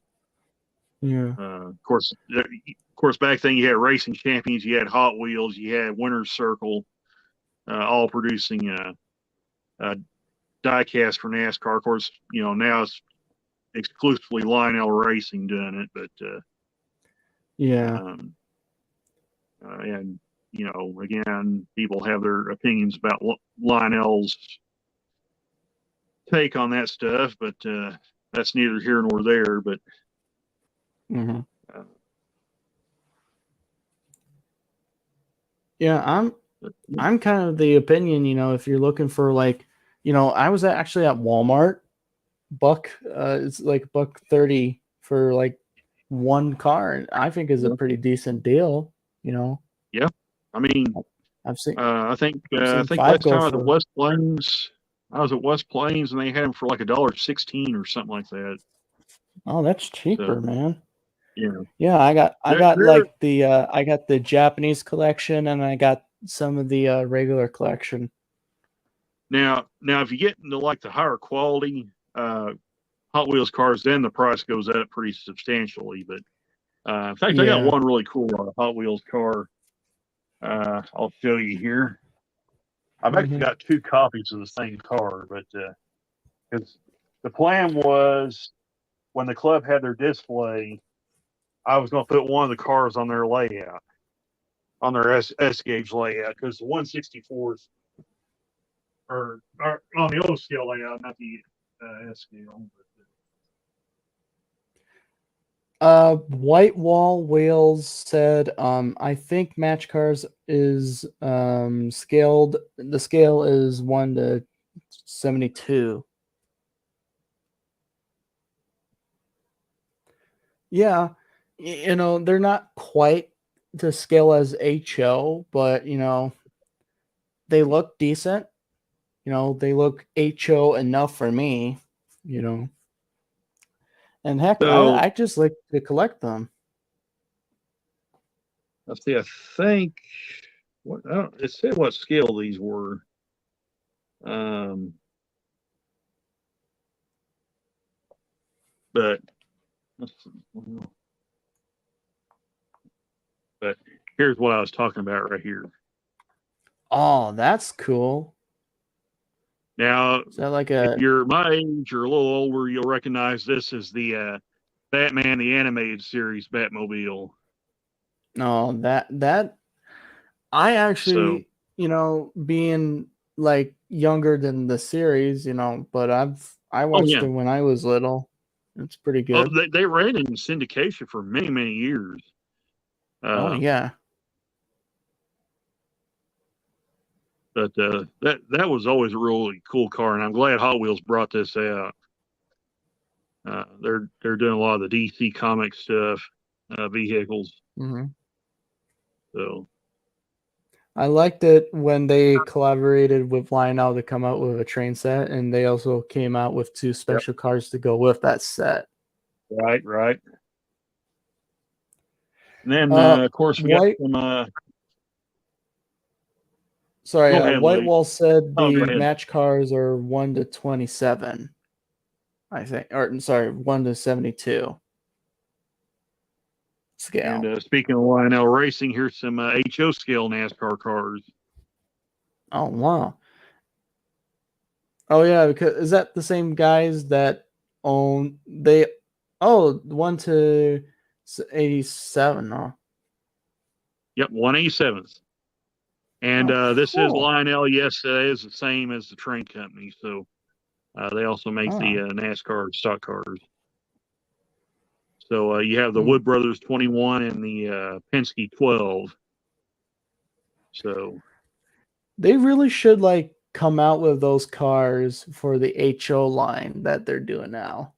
well, Lionel is not the first one to do that. I've got a car, a Casey Kane car that's HO scale. Hmm. And quite frankly, they actually look better than these cars, if you ask me. That's just my opinion. Of course, different era stock cars, but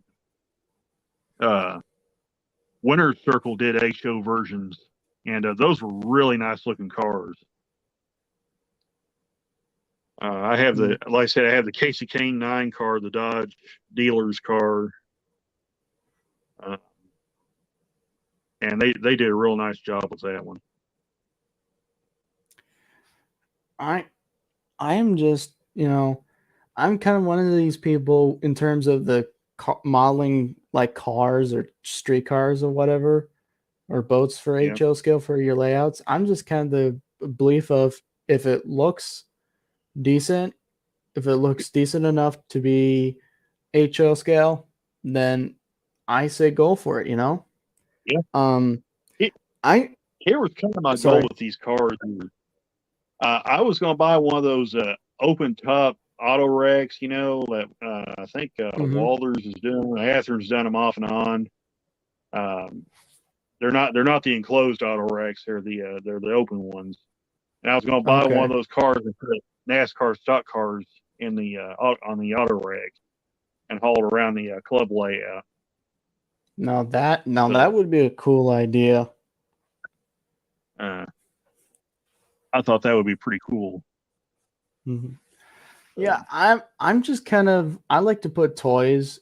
People have their opinions about putting toys on model railroads, but I like to put little toy cars, or I even like mixing little Tomy products on the model trains and stuff. Like, the little Tomy motorized cars. I want to get some of those and put it on, once I get my layout, get another layout built, and add some Tomy track to it and Tomy motorized road track and have little cars, and I think that would look cool. Yep. Yeah, I really hate it when some people say you have to get scaled models, or you can't really use toys on your layout. I'm kind of the opinion, use whatever you want to use. It's your set. It's your layout. Right. So. Exactly. That's just what I was getting ready to say. I always say there's only really 3 rules to model railroading. Number 1, it's your layout, build it your way. Number 2, make sure your equipment is in good enough operating condition where you won't be frustrated down the road with derailments, uncoupling, and whatnot. And then rule number 3, revert back to rules 1. So, yeah, there. So basically, I just say there's 2 rules, and then rules number 3 is there are no rules after that. So, yeah. It is really, I'm personally, for me, I think the model railroad industry has come into a renaissance, especially with the people coming into new people coming into the industry. Younger people getting the hobby. And two as well. You like these high-end rivet counter engines. That's all fine and well, but you need the budget lines too, where you can attract those people that are just getting into the hobby, or they have kids and they don't want to plunk down $300 for an engine that's just loaded with detail that could break off and stuff like that. So that's where the budget line engines, like these engines right here, that's where these guys come in. There's not a lot of details on them. You can take them out, run them, and just have a good time. So yeah, my grandpa always says with his old scale layout, he doesn't get the cheapest engines, he doesn't get the expensive engines, he gets the engines in the middle. Yeah, he's always of the opinion, he always likes getting in the middle of the road locomotive. So Yeah, I like the scale train. Don't get me wrong. I love the rivet counters and the high end engines. You know, I do have a soft spot for them, but I also have a really nice soft spot for the lower tier engines like the Scale Trains Operator, Atherton Roundhouse, Atlas Train Man, those types of engines in rolling stock. So yeah, because I think you can let kids handle them. So yeah, you know, I wouldn't feel comfortable with a little kid that doesn't know anything about trains, handing them letting them put on a $100 or $300 engine, plop it down on the tracks and stuff. Yeah. Honestly, that's one of the reasons why I want Lionel to really get their butt moving again with the HO, because it honestly, basically how Lionel is doing it, it's basically Lionel's doing it so that it's basically HO skill kids line, you know, so that kids can have their HO layouts. And I think that's really cool that they could do that and stuff. So, well, and too, you know, like you'd have scale trains like announcing stuff for the Kit Classics line, and you would have some of these people out there saying, "Well, all we want is highly detailed to the max freight cars." Well, yeah, that might be what those people want, but everybody else, they might want something like the Kit Classics line that they can throw out there, run on track, and not have to worry about it being damaged all the time. So, or getting damaged. Yeah, you know, also another thing I will praise the model railroad industry to doing is I like it that they're doing innovations right now. I'm loving it that they're making it so that you can have apps so that you can control the trains on your smartphone. You can have you could do DCC on your smartphone, which is like, you know, DCC did very much digital DCC to me. So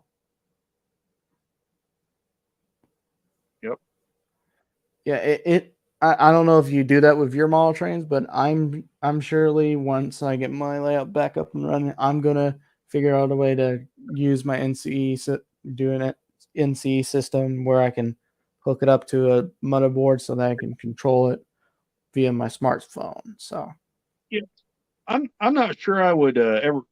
Well, I probably shouldn't say never, but I figured at some point I might try something like that. But right now I'm kind of more or less to the old school where I like having the controller in my hand. Of course, like I said again, all I have is a 4x8 layout, so it's not like I'm, you know, running around with a 20x40 or a 20x20 foot layout or something to that effect. I don't have a basement layout like some people have. So, you know, maybe I'm just a little more inherent to the technically old school, but the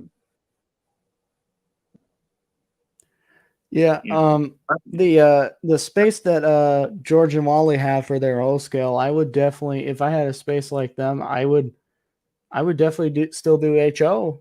I would fit a lot more with HO on in their space than what they could do in O scale, you know.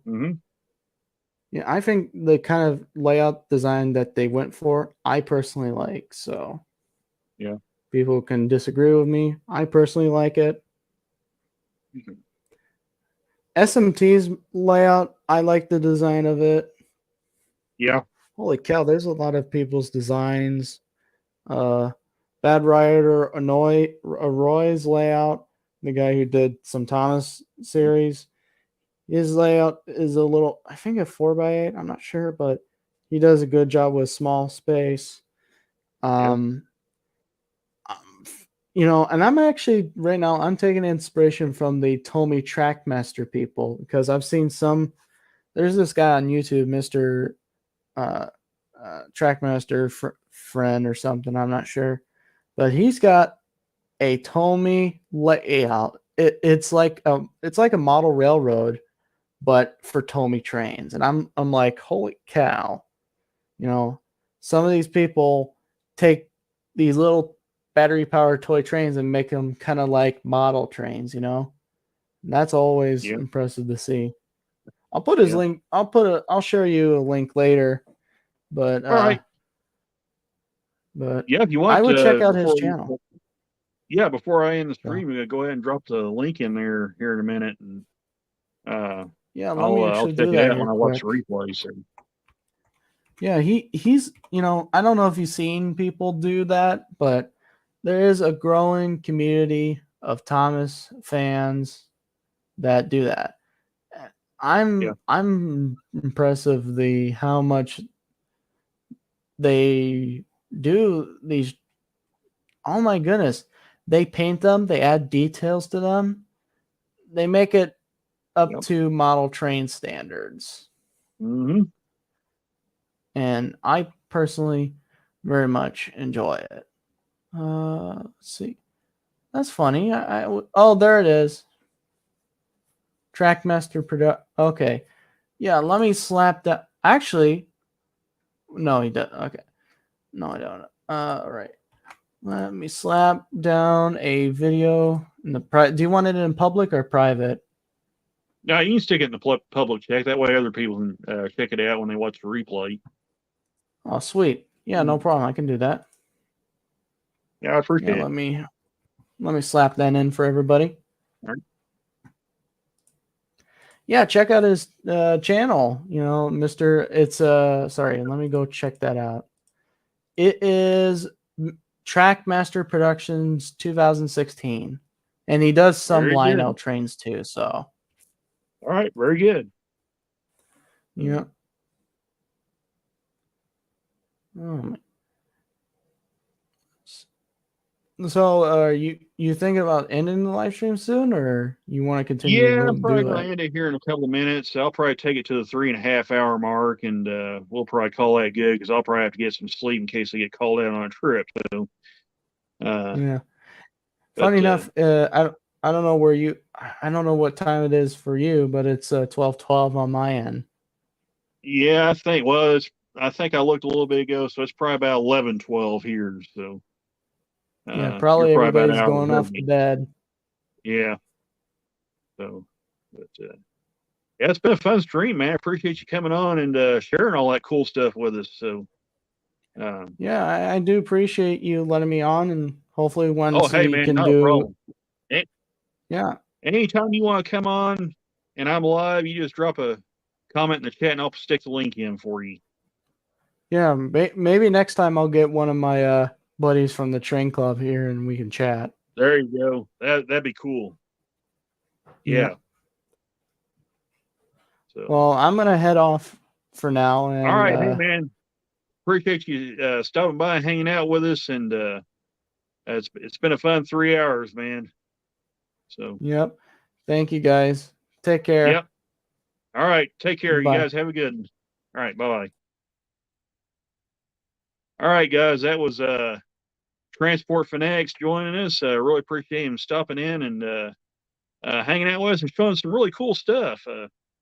So yeah, I think we're gonna go ahead and call this a stream. I tried to fix this dang truck, and apparently, I don't know. I guess I'm just gonna have to kind of deal with this thing off camera or something because there's something going on with the gears in this thing that I'm not seeing or what. But yeah, I'm gonna have to do something about this. I'm either gonna have to find a donor locomotive or something along that lines. But yeah, to be continued with this guy. So, all right, guys, we hope you enjoyed the stream. Really appreciate Mr. Rail Yard, aka Transport Fanatic, stopping in, and yeah, thanks a lot, man. Appreciate it. You guys have a good night. So, oh,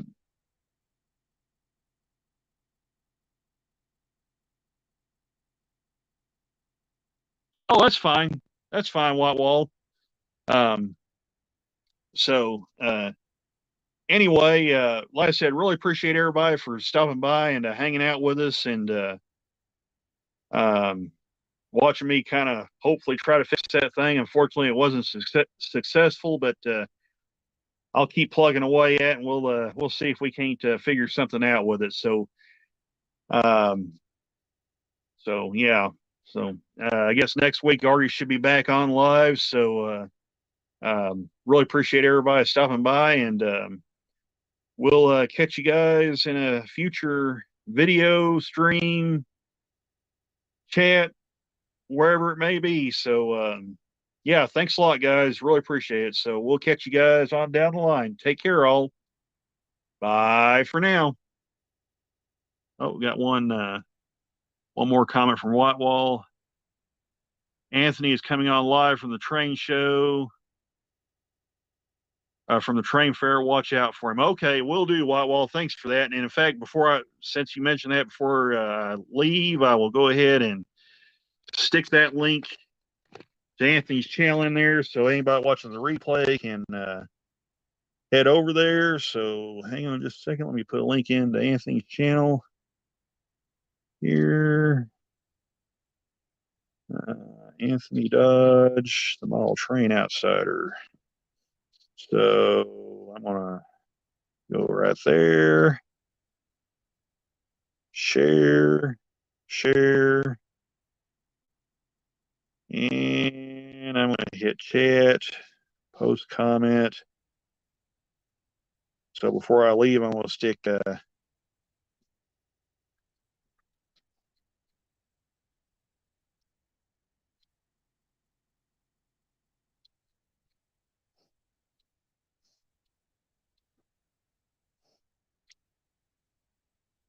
Outsider.